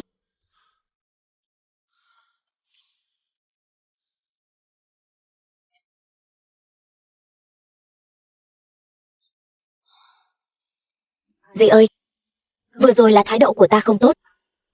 Xin lỗi, lần này ta đến đặc biệt mang cho dì một ít quà, cũng là một chút lòng thành của ta.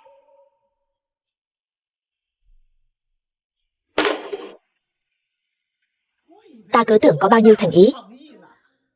Thì ra chỉ mang yến xào rác rưởi này đến qua loa với ta. Đừng tưởng cô dùng hộp đựng đẹp thế này thì sẽ là yến xào cao cấp. Yến xào này mua cũng không mua được. Gì? Tiểu Nhiên, sao em lại nói chuyện với mẹ anh như vậy? Ta thấy thứ này cũng chẳng phải thứ tốt đẹp gì. Có phải cô lừa ta và mẹ ta không? Ngọc trai này cũng chẳng phải hàng tốt gì đâu nhỉ? Chẳng lẽ là ở chợ hàng nhỏ mua 10 tệ một chuỗi đấy chứ?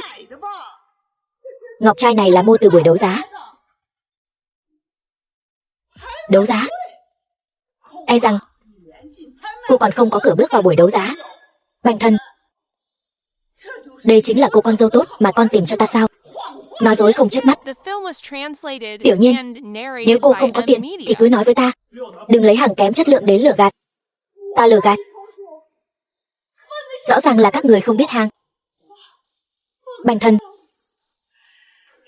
đây chính là cô con dâu tốt mà con tìm cho ta sao? Còn chưa qua cửa đã lớn tiếng với ta rồi. Nếu qua cửa rồi thì trời đất ơi, thật quá đáng. Con làm mẹ giận đến mức nào rồi? Sức khỏe mẹ vốn đã không tốt. Tiểu Nhiên, mau xin lỗi mẹ đi. Dù sao bà ấy cũng là mẹ của ta. Dì ơi, cháu xin lỗi. Vừa rồi là cháu nhất thời nóng giận. Những món quà này sau này cháu sẽ tặng dì những món tốt hơn. Tiểu Thân, con xem, Tiểu Hy đến rồi kìa. Tiểu Hy vẫn luôn hiểu chuyện như vậy, không giống có người. Đây chẳng phải là Đinh Nhiên, bạn học đại học của ta sao? Thì ra cô chính là bạn gái của Thần ca ca. Những thứ này chẳng lẽ là quà cô tặng dì Bành sao? Nhưng mà tổ yến này và cả màu sắc của ngọc trai nữa nhìn không giống hàng tốt lắm. Dì ơi, đây là trang sức vàng cháu chọn cho dì. Dì xem. Tiểu Hy vẫn là hiểu chuyện, biết chọn quà tặng. Cái này chắc tốn không ít tiền đâu nhỉ? Dì ơi, tiền nong không quan trọng, quan trọng là dì thích. Mau ngồi đi, đừng khách sáo. Bộ trang sức này chỉ là đồ của năm kia thôi, không đáng giá bao nhiêu. Cô xem đống rác cô tặng kìa. Còn dám nói Tiểu Hy nữa chứ? Kể cả là mẫu của năm kia cũng tốt hơn đống rác của cô. Có biết thứ ta tặng gì đáng giá bao nhiêu không? Đây là tổ yến thượng hạng, trên thị trường căn bản không mua được. Còn dây chuyền ngọc trai này là của hoàng tộc châu Âu đeo đấy. Vậy mà bị những kẻ không biết hàng như các người gọi là rác rưởi. Con nhỏ này khoác lác cũng phải có giới hạn chứ. Còn hoàng tộc châu Âu nữa chứ. Nếu đây là dây chuyền của hoàng tộc châu Âu, vậy ta là con cháu của hoàng đế sao? Tiểu Thân, con tìm đâu ra cô bạn gái kém cỏi thế này? Vẫn là Tiểu Hy nhà chúng ta tốt, môn đăng hộ đối với con. Tiểu Hy tốt như vậy, nếu không biết trân trọng, ta sẽ theo đuổi cô ấy đấy. Tiểu Hy, sao cô không nói với ta một tiếng đã đến rồi? Là dì Bành đặc biệt mời ta đến. Thần ca ca, anh không hoan nghênh ta sao? Tiểu Thân, con và Tiểu Hy là thanh mai trúc mã. Tiểu Hy lại là thiên kim tiểu thư nhà họ Vương. Con dâu này ta chỉ nhận Tiểu Hy thôi. Ta đang yêu đương với Bành Thần, không phải dì Bành, cũng không phải Vương Hy. Sao cô nói chuyện như vậy? Hôn nhân phải được sự đồng ý của cha mẹ hai bên. Nếu cô muốn ở bên cạnh Tiểu Thần thì phải được sự đồng ý của phụ huynh. Đúng vậy, phải được ta đồng ý. Không có sự đồng ý của ta, cô muốn gả cho Bành Thần, ta chỉ công nhận Tiểu Hy. Dì yên tâm, nếu con gả cho Thần ca ca, với mối quan hệ giữa hai nhà chúng ta, con hoàn toàn có thể không cần sính lễ. Hơn nữa, nhà con cũng sẽ cho 2 cửa hàng làm của hồi môn. Vẫn là Tiểu Hy hiểu chuyện.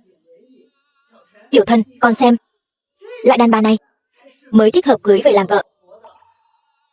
Đương nhiên loại đàn bà này ăn của con dùng của con có thể giúp gì được cho con? Chỉ là một đứa chăn bò, có ích gì? Bành Thần, anh có thấy em không xứng với anh không?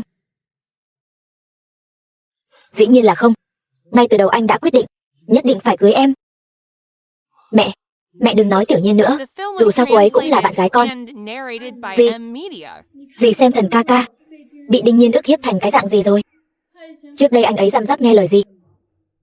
Vậy mà bây giờ Đinh Nhiên, con hồ ly tinh này, con trai ta bây giờ đối xử với ta như vậy, có thể tưởng tượng được ngày thường cô ức hiếp con trai ta thế nào.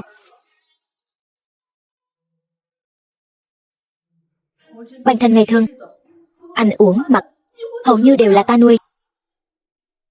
Dì Bành, ta không biết tại sao dì lại có thành kiến lớn với ta như vậy, nhưng dì sẽ hối hận. Con thối tha này còn muốn đi.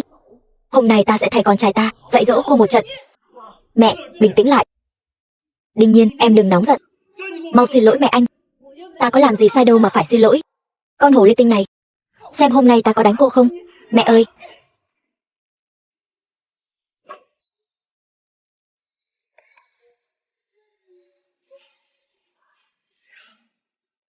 Cái này chắc đắt lắm. Phải bồi thường không? Cái bình hoa này là đồ cổ do Lục tổng tỉ mỉ lựa chọn, trị giá 6 con số. Mấy người làm vỡ, lẽ ra phải bồi thường. 6 con số, hù dọa người khác thôi. Tất nhiên là thật. Nếu cô không tin, có thể tìm chuyên gia thẩm định đến thẩm định. Quẹt thẻ của ta đi, ta đền thay anh ta. Chỉ bằng cô. Cô biết 6 con số là bao nhiêu tiền không? Xin hỏi, cô có chắc chắn muốn quẹt thẻ không? Tất nhiên. Đương nhiên. Cô lấy đâu ra nhiều tiền vậy? Không sao đâu, ta yên tâm. Chỉ là 6 con số thôi mà, không sao đâu. Cô đúng là biết khoác lác. Một đứa chăn bò như cô, lấy đâu ra nhiều tiền vậy? Chẳng lẽ là giấu tiểu thân, làm trò mèo gì mờ ám hả?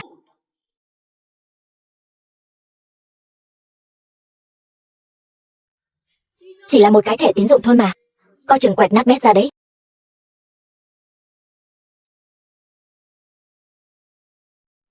Chào cô, cho hỏi ta có thể đổi thẻ khác được không? Hóa ra thẻ tín dụng cũng không quẹt được sao? Làm ra vẻ ta đây cái gì? Đương nhiên. Nổ banh xác rồi kìa. Ta thấy nhục thay cô luôn. Ở đây, chắc chắn không quẹt được thẻ này sao? Vâng thưa cô, thẻ của cô là thẻ VIP Hắc Kim. Cái thẻ này trong toàn thành phố chỉ có vài cửa hàng quẹt được thôi. Chúng ta không có quyền hạn này, thật sự xin lỗi. Cái gì? Thẻ VIP Hắc Kim? Chính là thẻ VIP Hắc Kim chỉ có 3 cái trên toàn quốc. Vậy thì thật sự ngại quá, hôm nay ra ngoài chỉ mang theo cái thẻ này. Nếu không thì cô đợi ta một chút, ta sẽ nhờ người mang thẻ khác đến. Cái thẻ của cô không phải là nhặt được đấy chứ? Đúng vậy, đương nhiên. Trước đây ta cũng chưa từng thấy cái thẻ này. Cái thẻ này không phải ta nhặt được, là ba ta tặng. Đừng có nổ nữa. Dù sao thì cái thẻ này bây giờ cũng không quẹt được, làm sao chứng minh được là thẻ của đúng vậy? Cho ta ngắt lời một chút. Cho hỏi tổn thất này sẽ do ai bồi thường đây? Dù sao thì tổn thất này cũng khá lớn. Nếu ta nhớ không lầm, cửa hàng này hình như là sản nghiệp dưới danh nghĩa của Lục tổng. Ta và anh ấy là bạn bè. Cô là bạn của Lục tổng sao? Vậy, thật ra chuyện này chỉ cần ta gọi một cuộc điện thoại là có thể giải quyết. Nhưng mà bình hoa đã vỡ rồi, cũng là do một tay Đinh Nhiên gây ra. Ta không muốn vì cô ta mà phải nể mặt. Không phải. Cái bình hoa này sao lại biến thành do ta làm vỡ rồi? Chẳng lẽ không phải sao? Nếu không phải cô ở đây làm ầm ĩ, khiến bá mẫu tức giận, thì chuyện này căn bản sẽ không xảy ra.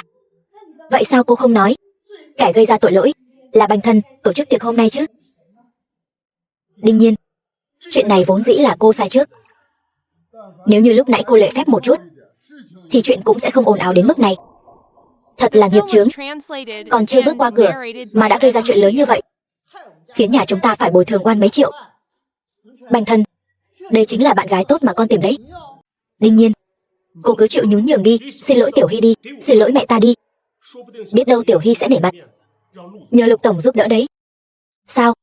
Anh cũng thấy là lỗi của ta sao? Tiểu Hy nói cũng không sai mà. Đương nhiên. Lùi một bước biển rộng trời cao.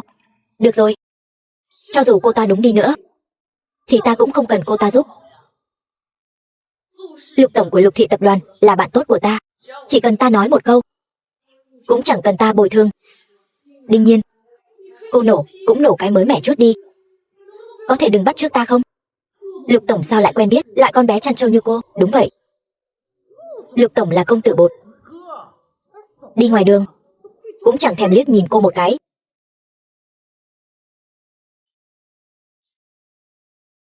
Alo, Tiểu Nhiên. Mặt trời mọc đằng Tây rồi. Sao tự nhiên lại gọi cho ta? Ta đang ở khách sạn dưới trướng của anh. Vô tình làm vỡ một cái bình hoa.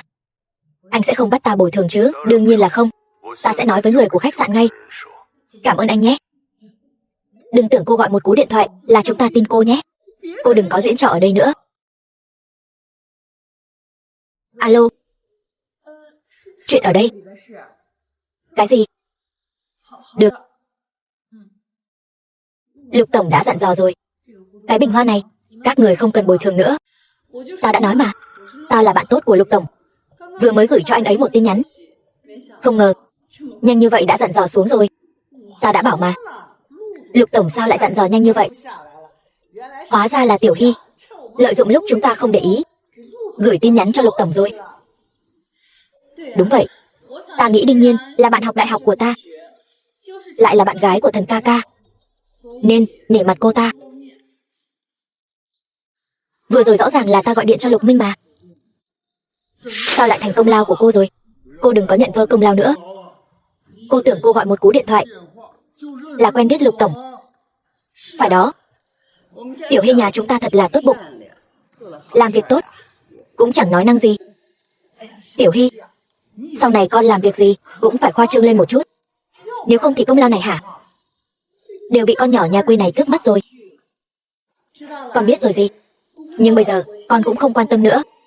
Đương nhiên, cô còn không mau cảm ơn Tiểu Hy đi. Nếu không phải nhờ cô ấy, mấy triệu này cô làm sao mà bồi thường nổi. Ta cảm ơn cô ta. Nực cười. Cô.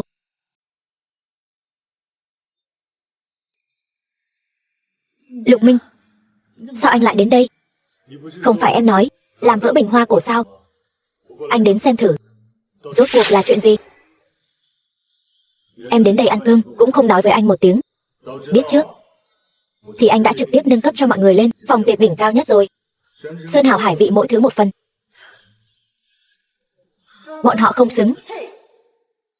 Cô nói gì cơ? Người đàn ông này là ai nữa? Cô đang yêu đương với tiểu thần nhà ta, mà còn với người đàn ông khác lén lút vụng trộm. Vị này chính là Lục tổng của Lục thị tập đoàn. Vương Hy. Chắc cô không phải là không biết chứ? Không phải cô nói cô là người quen cũ của hắn sao? Cái gì? Người quen cũ? Được, ta thể đấy. Đương nhiên, ta căn bản không quen biết người phụ nữ này. Hơn nữa, cô cũng biết, ta sẽ không bao giờ với loại phụ nữ không có phẩm vị này kết giao bằng hữu. Đương nhiên, đây là diễn viên cô thuê đến chứ gì. Làm sao hắn ta có thể là Lục tổng được? Chắc chắn là diễn viên được thuê tới. Nếu không thì Lục tổng làm sao có thể đến đây được? Đương nhiên, cô vì sĩ diện cũng thật là chịu chơi đấy. Đến cả diễn viên cũng thuê tới được. Đương nhiên, trước đây sao ta không phát hiện ra cô hư vinh đến vậy nhỉ? Bây giờ ta nói cho các người biết, ta chính là tổng tài tập đoàn Lục thị, Lục Minh. Nếu các người không tin, ta có thể đưa chứng minh thư cho các người xem. Người tên Lục Minh nhiều vô số kể, làm sao có thể chắc chắn anh không phải là kẻ mạo danh? Đúng vậy. Ta thấy ngươi và Đinh Nhiên chính là một nhóm lừa đảo. Tiểu thân, con vẫn nên nhanh chóng chia tay với Đinh Nhiên đi. Đinh Nhiên, phải nói là cô nên chia tay với người đàn ông này ngay đi. Ta thấy cả một nhà kỳ quái. Thật phiền lòng. Cô, Hoàng giám đốc, sao ngài lại đến đây? Lục tổng, sao anh lại tới đây? Cũng không báo trước một tiếng, thật là thất lễ quá. Ngươi, gọi hắn là ai? Hắn là Lục tổng, tổng tài tập đoàn Lục thị của chúng ta. Ngay cả khách sạn của chúng ta cũng là một trong những sản nghiệp của hắn. Hắn chính là Lục tổng. Chẳng lẽ đây không phải là nói đùa sao? Ta vừa mới nói với mọi người rồi. Nếu mọi người không tin, chẳng lẽ Hoàng giám đốc cũng được mời đến để diễn trò? Lục tổng dùng bữa chưa? Hay là thế này, ta đi đặt một phòng bao sang trọng, chúng ta qua đó dùng bữa nhé. Đói không? Ta thấy cô ở đây chắc cũng chưa ăn được gì. Ở cùng với đám người này, ăn gì cũng chẳng ngon miệng. Đi thôi, ta đưa cô đi ăn sơn hào hải vị. Đương nhiên, cô là bạn gái của ai? Trước hôm nay, ta đúng là bạn gái anh. Từ nay về sau, anh với ta không còn liên quan gì nữa. Cô suy nghĩ kỹ chưa? Ta là nghiên cứu sinh trong hệ thống, tương lai sáng lạn. Với thân phận con bé chăn trâu như cô có thể tìm được người đàn ông nào tốt như ta không? Tiểu thần ca ca, vì cô ấy đã nói chia tay rồi, vậy thì cứ chiều theo ý cô ấy đi. Dù sao cô ấy ở bên anh cũng chỉ làm vướng chân anh thôi. Đương nhiên, hôm nay cô đã nói chia tay, đừng có mà hối hận đấy. Sau này dù cô có quỳ xuống cầu xin ta cũng sẽ không bao giờ quay lại với cô đâu. Hoàng giám đốc, ta thấy khách sạn này cũng thuộc dạng cao cấp. Sao anh lại hợp tác làm ăn với loại người này chứ? Hiểu rồi. Xin lỗi, vậy thương vụ này chúng ta không làm nữa. Mời mọi người rời khỏi đây, nếu không ta sẽ gọi bảo vệ. Ngươi nói gì cơ? Rời khỏi đây? Tiểu Hy, không phải con nói con quen biết Lục tổng sao? Rốt cuộc là chuyện gì thế này? Ta thật sự có quen biết một người tự xưng là tổng tài Lục thị, nhưng bây giờ nghĩ lại, hình như ta bị lừa rồi. Dì ơi, con xin lỗi dì. Thật sự xin lỗi mọi người. Ta nghĩ kỹ lại rồi, hình như ta thật sự bị lừa. Tiểu Hy, đây cũng không phải lỗi của con vốn dĩ rất lương thiện. Trách thì trách kẻ lừa gạt con. Phải đó Tiểu Hy, chúng ta không trách con đâu. Cảm ơn. Thần ca ca, trước đây anh có nghe Đinh Nhiên nhắc đến Lục tổng bao giờ chưa? Chưa, anh cũng là lần đầu tiên biết chuyện này. Ta nghe nói Lục tổng có một đối tượng kết hôn thương mại, hình như là Đinh tổng của Đinh thị tập đoàn. Con Đinh Nhiên này chắc chắn là được Lục tổng bao nuôi. Nếu không thì lúc nãy sao cô ta dám ngang ngược như vậy chứ? Bao nuôi? Thần ca ca, anh nói đúng rồi. Anh nghĩ mà xem, Lục thị tập đoàn là hào môn danh giá phía nam thành phố. Làm sao anh ta có thể chấp nhận đứa con gái chăn trâu không có chút la lịch gì làm con dâu chứ? Đinh Nhiên giỏi lắm, dám qua mặt con trai ta sao? Loại đàn bà này nên bị dìm lồng heo. Đúng vậy, tội nghiệp tiểu thần của chúng ta quá, lại gặp phải loại người này. Mà thôi, con cũng đừng buồn. Tiểu Hy hơn cô ta gấp 1000 lần. Dì ơi, dì yên tâm. Đợi Lục tổng chơi chán rồi, anh ta chắc chắn sẽ một cước đá Đinh Nhiên ra. Đến lúc đó, cô ta sẽ biết tay.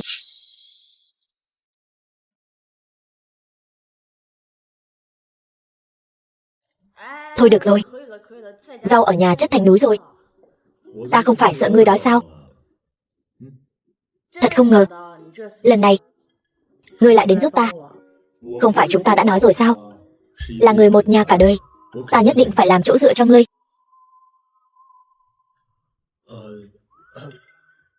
Anh trai em gái mà, phải không? Anh trai em gái, chắc chắn là cả đời. Ngươi đừng hiểu lầm nhé. Ta mới không hiểu lầm gì đâu.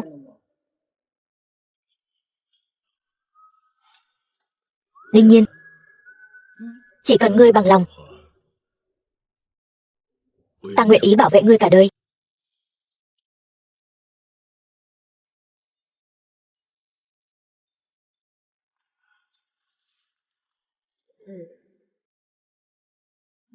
Cái đó, ăn đi. Ta đói rồi, nhanh lên.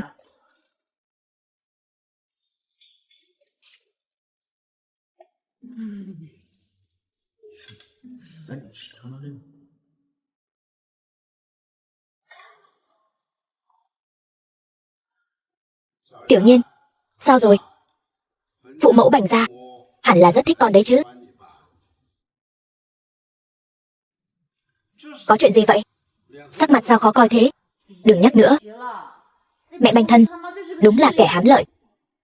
Bà ta nói nhà chúng ta là đồ chăn bò, còn sỉ nhục ta nữa. Yến xào và ngọc trai chúng ta chuẩn bị đều bị vứt hết. Cái gì cơ? Chuyện này, còn nói mấy thứ này là đồ mua ở lề đường, còn nói ta là đồ không biết hàng nữa chứ. Chúng ta không biết hàng, bọn họ mới là không biết hàng ấy chứ. Mấy thứ yến xào ngọc trai đó đều là bảo bối của ta đấy. Mẹ, đừng giận nữa. Sau này con sẽ mua cho mẹ loại đắt hơn tốt hơn. Thật sao? Mẹ lại diễn với con rồi. Mẹ đùa với con thôi. Mấy thứ đó mất thì mất, nhưng sự sỉ nhục con gái ta phải chịu, tuyệt đối không thể nhẫn nhịn. Phải đấy, con chính là bảo bối của Đinh gia chúng ta mà. Bành Thần chẳng lẽ cũng bành ba mẹ hắn ta chứ? Đừng nhắc nữa. Hắn không chỉ bành mẹ hắn mà còn bành cái con gì đó, thanh mai trúc mã của hắn. Cái gì? Còn có thanh mai trúc mã nữa hả? Không được, ta tuyệt đối không thể tha cho lũ người này. Tiểu Nhiên, mảnh đất nhà bọn họ nằm trong phạm vi giải tỏa của chúng ta. Để cho cuộc sống của các con tốt hơn một chút, bà đã đặc biệt sắp xếp người cho thêm tiền đền bù cho nhà bọn họ. Thế nhưng bây giờ bà muốn thu hồi mảnh đất này, cắt đứt ý định làm giàu của bọn họ. Thôi bà, con chỉ thấy bây giờ mình quá lụy tình. Con thật sự quá ngu ngốc. Sao con có thể để ý đến loại người như hắn chứ? Ngàn vạn lần đừng vì con mà làm lỡ việc kiếm tiền nhé. Chuyện bồi thường thì thôi đi, những việc khác cứ theo lẽ thường mà làm. Dù sao, kiếm tiền vẫn là quan trọng nhất. Đây mới là con gái ngoan của ba, tổng tài của Đinh thị tập đoàn. Vậy nỗi nhục con gái phải chịu, cứ thế mà bỏ qua cho bọn họ, chẳng phải quá dễ dãi sao? Yên tâm đi mẹ, loại người như bọn họ chắc chắn sẽ gặp báo ứng. Vậy thì tốt, con gái bảo bối của mẹ không ai được phép bắt nạt cả. The film was translated and narrated by M Media. Cái thẻ không giới hạn này con cầm lấy, muốn mua gì thì mua. Chúng ta đổi tâm trạng nào?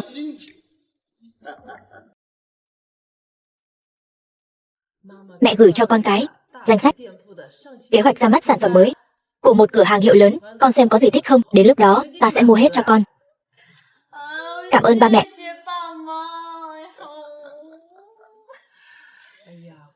Bảo bối của ba mẹ, vui vẻ là quan trọng nhất.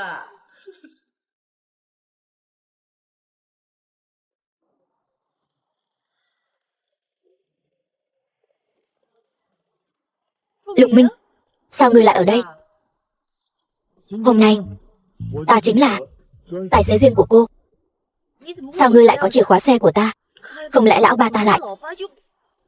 Mấy chuyện đó không quan trọng, quan trọng là hôm nay ta phải để tiểu thư nhà họ Đinh chúng ta chơi thật vui vẻ. Mời cô. Mời. Hôm nay cô muốn mua gì cứ mua, ta trả tiền. Thật hả? Dĩ nhiên, ta có bao giờ lừa cô đâu. Vậy ta không khách sáo nữa nhé. Cảm ơn Lục tổng. Xuất phát.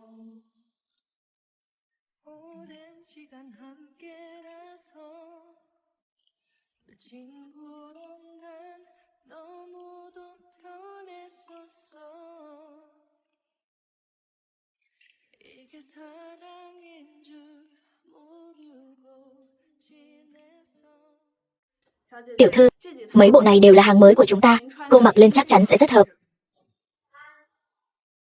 Quả thật không tệ.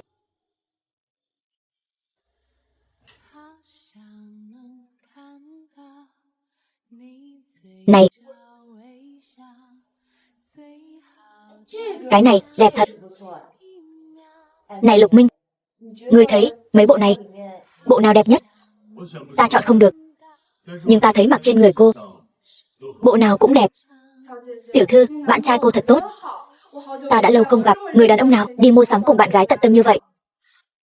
Anh ấy không phải là mua hết, bọc hết mấy bộ này cho ta.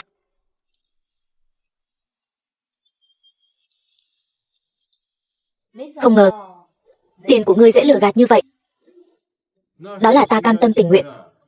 Hơn nữa, đó không gọi là bị lừa tiền. Vậy gọi là gì? Cam tâm tình nguyện.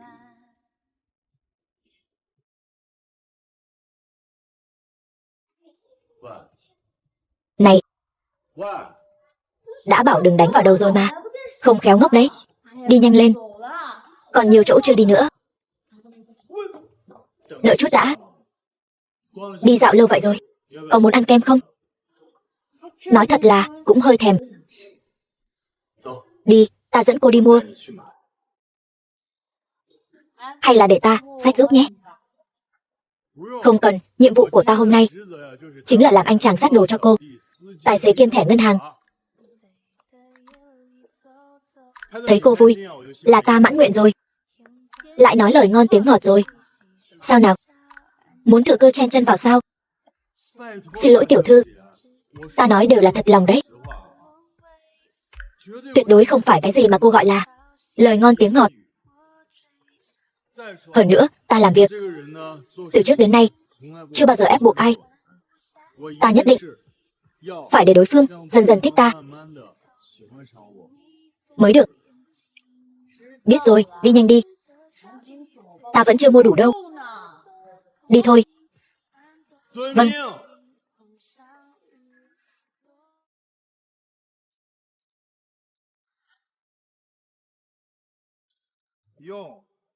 Mua nhiều đồ thế này sao? Thật là vất vả cho Tiểu Lục. Làm cu ly xách đồ cho con rồi. Tiểu Lục hay là ở lại ăn cơm rồi hãy về. Cũng coi như là tạ ơn con. Không cần đâu gì. Tối nay nhà chúng ta có tiệc gia đình. Ta đưa Tiểu Nhiên về nhà an toàn là nhiệm vụ của ta hoàn thành rồi.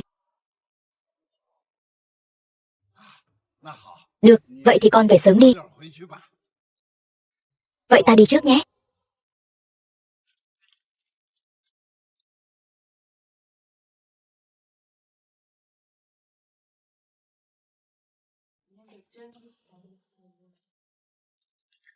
Đây,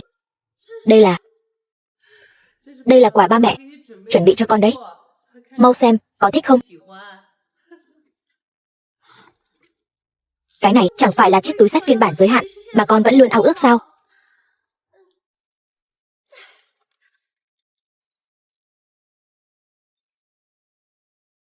Còn sợi dây chuyền ngọc trai này chẳng lẽ là được mua từ buổi đấu giá sao?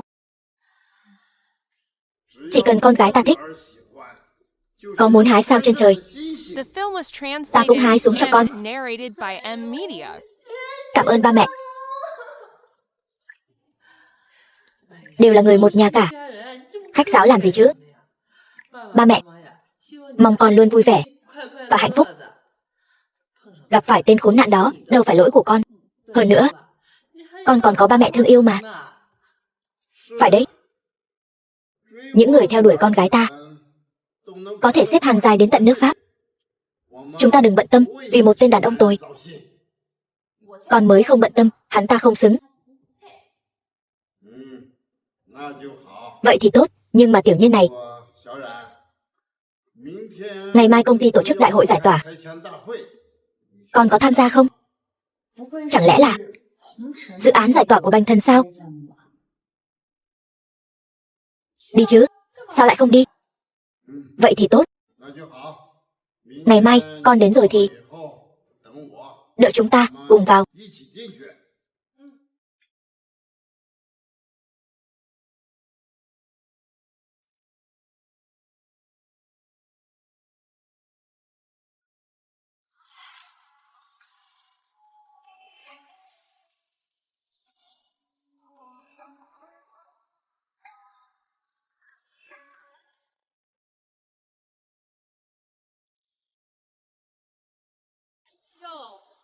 Đây chẳng phải là Đinh Nhiên sao? Đinh Nhiên, sao cô lại ở đây? Chẳng lẽ là đang ở đây rình mò đấy chứ? Đinh Nhiên, tiểu thân nhà chúng ta đã chia tay với cô rồi. Vậy thì tiền giải tỏa, cô đừng hòng lấy được một đồng nào. Số tiền giải tỏa còn con của các người, ta chẳng thèm. Cái gì mà gọi là còn con? Nhà chúng ta có diện tích giải tỏa lớn nhất đấy. Tiểu thần nhà chúng ta sắp trở thành đại gia mấy chục triệu rồi. Đương nhiên, ta thấy chắc là cô bị đá rồi nhỉ. Nếu bây giờ cô chịu quỳ xuống liếm giày ta, thì ta có thể đi cửa sau, cho cô vào xem chút đỉnh đấy. Đồ coi thường người khác. Cô chỉ là một con bồ nhí thì có gì mà đắc ý chứ. Cô tưởng ta không biết sao? Lục tổng có hôn ước với Đinh tổng của Đinh thị. Từ đầu đến chân cô, có điểm nào hơn được Đinh tổng? Lục tổng có mủ đâu, sớm muộn gì cũng bị đá. Sao ta lại thành tình nhân? Ta nói cho các người biết, ta chính là đồng sự trưởng tập đoàn Đinh thị. Đương nhiên. Cô đương nhiên. Cô chỉ là một con bé chăn trâu, đừng có mơ mộng hão huyền. Đương nhiên. Ta khuyên cô đừng có đứng ngây ra đó nữa. Mau đi bệnh viện khám, não có bị úng nước không? May mà tiểu thần nhà chúng ta đã chia tay với cô ta rồi. Nếu không thì ngày nào đó cô ta lên cơn điên, thì nhà chúng ta còn mặt mũi nào nữa. Dì ơi, mình mau vào thôi. Đừng phí thời gian với loại người này. Đúng, đi.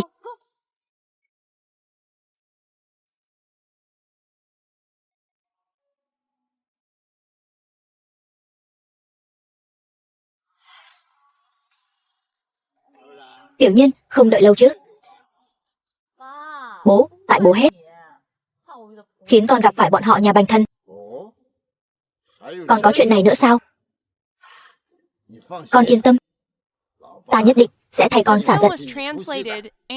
Không sao đâu, đi, mau vào thôi.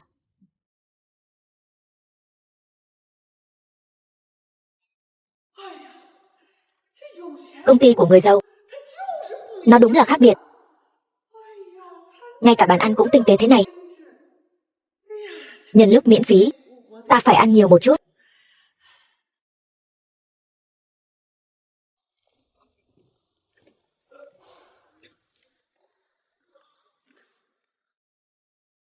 Ta còn tưởng Đinh Nhiên đang đợi ai đó, thì ra là đang đợi một lão già. Bố, đại hội dự án di rời này làm cũng được đấy chứ? Chắc chắn rồi. Dù sao ta cũng là người sáng lập tập đoàn Đinh thị. Này Tiểu Nhiên, ta đi giao lưu một chút, con cứ tự nhiên xem. Được.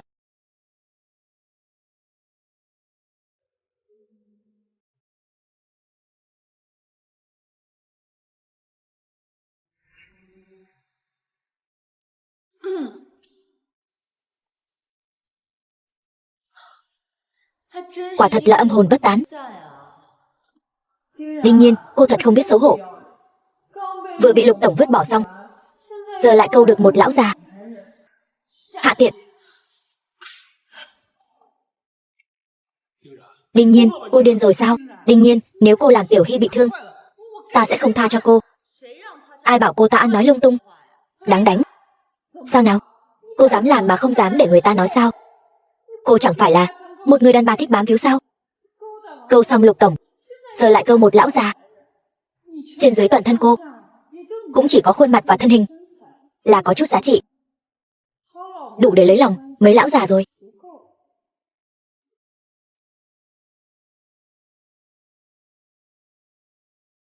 Alo Tiểu Lý, lập tức thông báo luật sư trưởng tập đoàn Đinh thị. Ở đại hội dự án di rời, có người vu khống ta và bố ta. Đương nhiên, cô đừng có giả vờ nữa. Còn tập đoàn Đinh thị nữa chứ? Chẳng lẽ là bố nuôi cô nhận sao? Tập đoàn Đinh thị trị giá hàng nghìn tỷ. Cô, một đứa tiền gửi ngân hàng còn chưa đến mấy vạn, con bé chăn trâu không có gì, cũng xưng mình là tập đoàn Đinh thị. Cô đừng tưởng mình ngủ với lão già đó thì ghê gớm lắm sao? Ta nói cho người biết, điều này cũng không thay đổi được thân phận hèn hạ của ngươi. Các ngươi cứ chờ giấy triệu tập của tòa án đi. Chư vị, hoan nghênh các vị đã đến từ phương xa. Ta là giám đốc phụ trách dự án giải tỏa. Bây giờ, ta xin công bố phương án giải tỏa.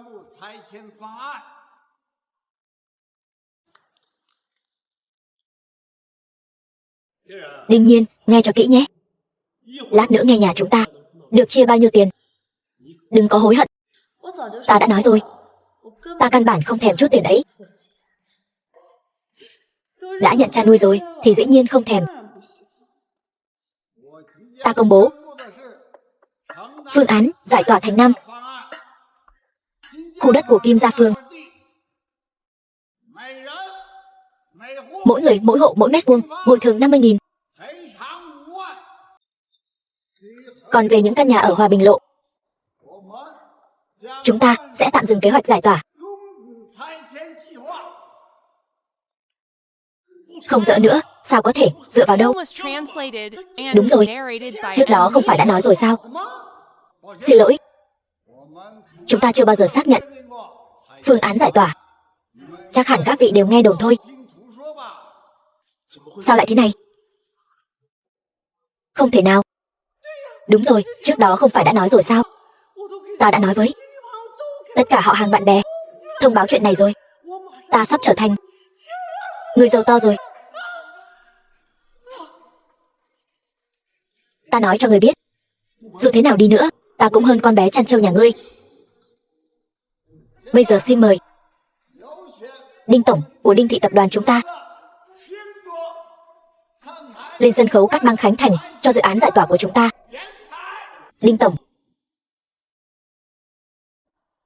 thật ngại quá. Cho dù các người được giải tỏa, thì tài sản nhà ngươi cũng không bằng một phần nhỏ của tập đoàn chúng ta. Hơn nữa với tư cách là Đinh Tổng của Đinh Thị Tập đoàn, ta có thể đảm bảo người vĩnh viễn không nhận được tiền giải tỏa. Đinh Tổng của Đinh Thị Tập đoàn, sao có thể như vậy? Ngươi chẳng phải chỉ là con bé nhà quê thôi sao? Bảo vệ đâu? Lôi ba người này ra cho ta. Bảo vệ. Tiểu Nhiên, anh sai rồi. Em hãy tha thứ cho anh Tiểu Nhiên. Buông ra. Này ngươi làm gì?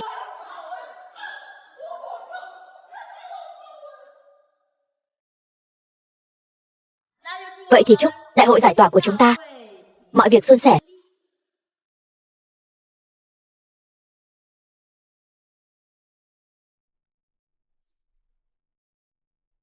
Bành Thân, anh đang làm cái quái gì vậy? Tiểu Nhiên, anh sai rồi. Anh không nên nói em như vậy trước mặt mẹ anh và Vương Hy.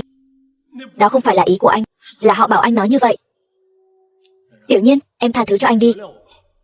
Cho anh thêm một cơ hội nữa. Thì ra đây là bạn trai cũ Bành Thần của con. Bảo bối, mắt nhìn người của con cũng kém thật đấy. Ba đừng chọc con nữa.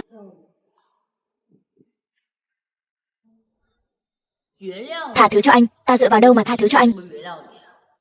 Tiểu Nhiên, chúng ta đã bên nhau hơn 1 năm rồi. Em không thể nào đối với anh không có chút tình cảm nào chứ? Năm ngoái lúc sinh nhật em, anh đã mua cho em một sợi dây chuyền lam ngọc bích mà em thích nhất. Còn có con búp bê kỷ niệm ngày lễ. Em nói con búp bê đó cứ như anh luôn bên cạnh em vậy. Bành Thân, sợi dây chuyền lam ngọc bích là mua từ chợ đồ cũ đúng không?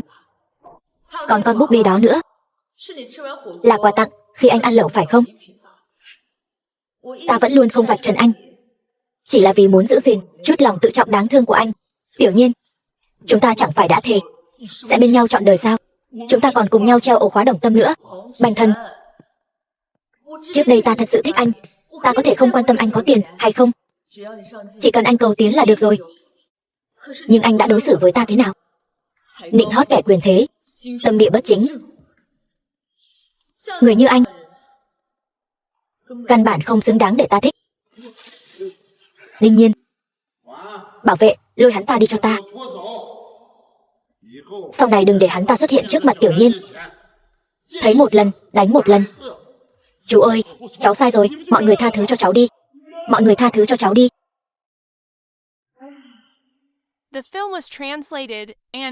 Sao ta lại gặp phải loại người này chứ? Thật là một vết nhơ lớn trong cuộc đời hoàn mỹ. Đời người, ai chẳng mắc sai lầm. Cứ coi như là một bài học kinh nghiệm đi. Tiểu Nhiên, qua chuyện này Con nên hiểu thế nào mới là tình yêu đích thực. Tình yêu chân chính là sự đồng điệu về tư tưởng quan điểm, là tình yêu không chút toan tính. Tuy ba luôn ủng hộ, con tự quyết định. Chỉ cần con hạnh phúc là được. Nhưng ba vẫn mong con hiểu ai mới là người thật lòng yêu con.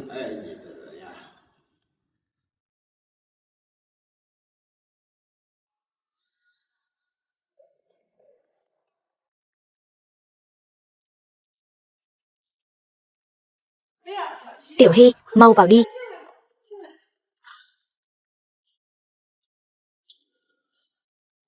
Gì? Hôm nay cháu đến là muốn nói chuyện về điều kiện kết hôn của cháu với anh Thần. Cháu không phải nói không cần sính lễ sao? Cháu suy nghĩ kỹ rồi, chuyện sính lễ này vẫn phải cần. Hơn nữa nhà cũng phải có. Bởi vì bây giờ trong bụng cháu đã có con của anh ấy rồi. Cái gì? Cô có thai rồi sao? Anh Thần, anh quên chuyện đêm hôm đó rồi sao? Nếu nhà anh không cho nhà không cho tiền thì ta sẽ bỏ cái thai dòng giống nhà họ Bành này đi. Câm mồm. Nếu không phải vì cô thì nhà họ Bành chúng ta đã là hào môn rồi. Cô còn dám đòi tiền nhà ta. Nhà ta còn chưa đòi cô tiền đền bù giải tỏa kia. Vì ta sao? Không phải tự gì coi thường Đinh Nhiên sao? Còn bảo ta chen chân vào tình cảm của họ. Sao giờ lại quay ra cắn ta? Cô đê tiện. Xem ta bóp cổ cô.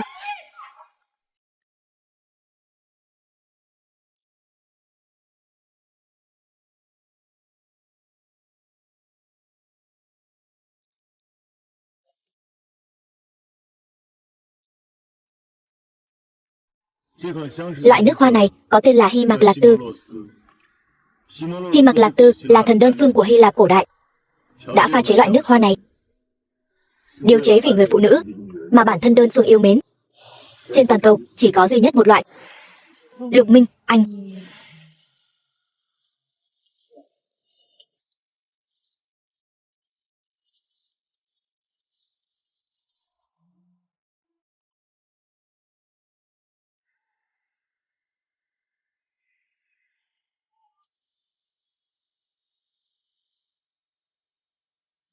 Đương nhiên. Ngươi có bằng lòng để ta làm người bảo vệ ngươi suốt đời không? Được.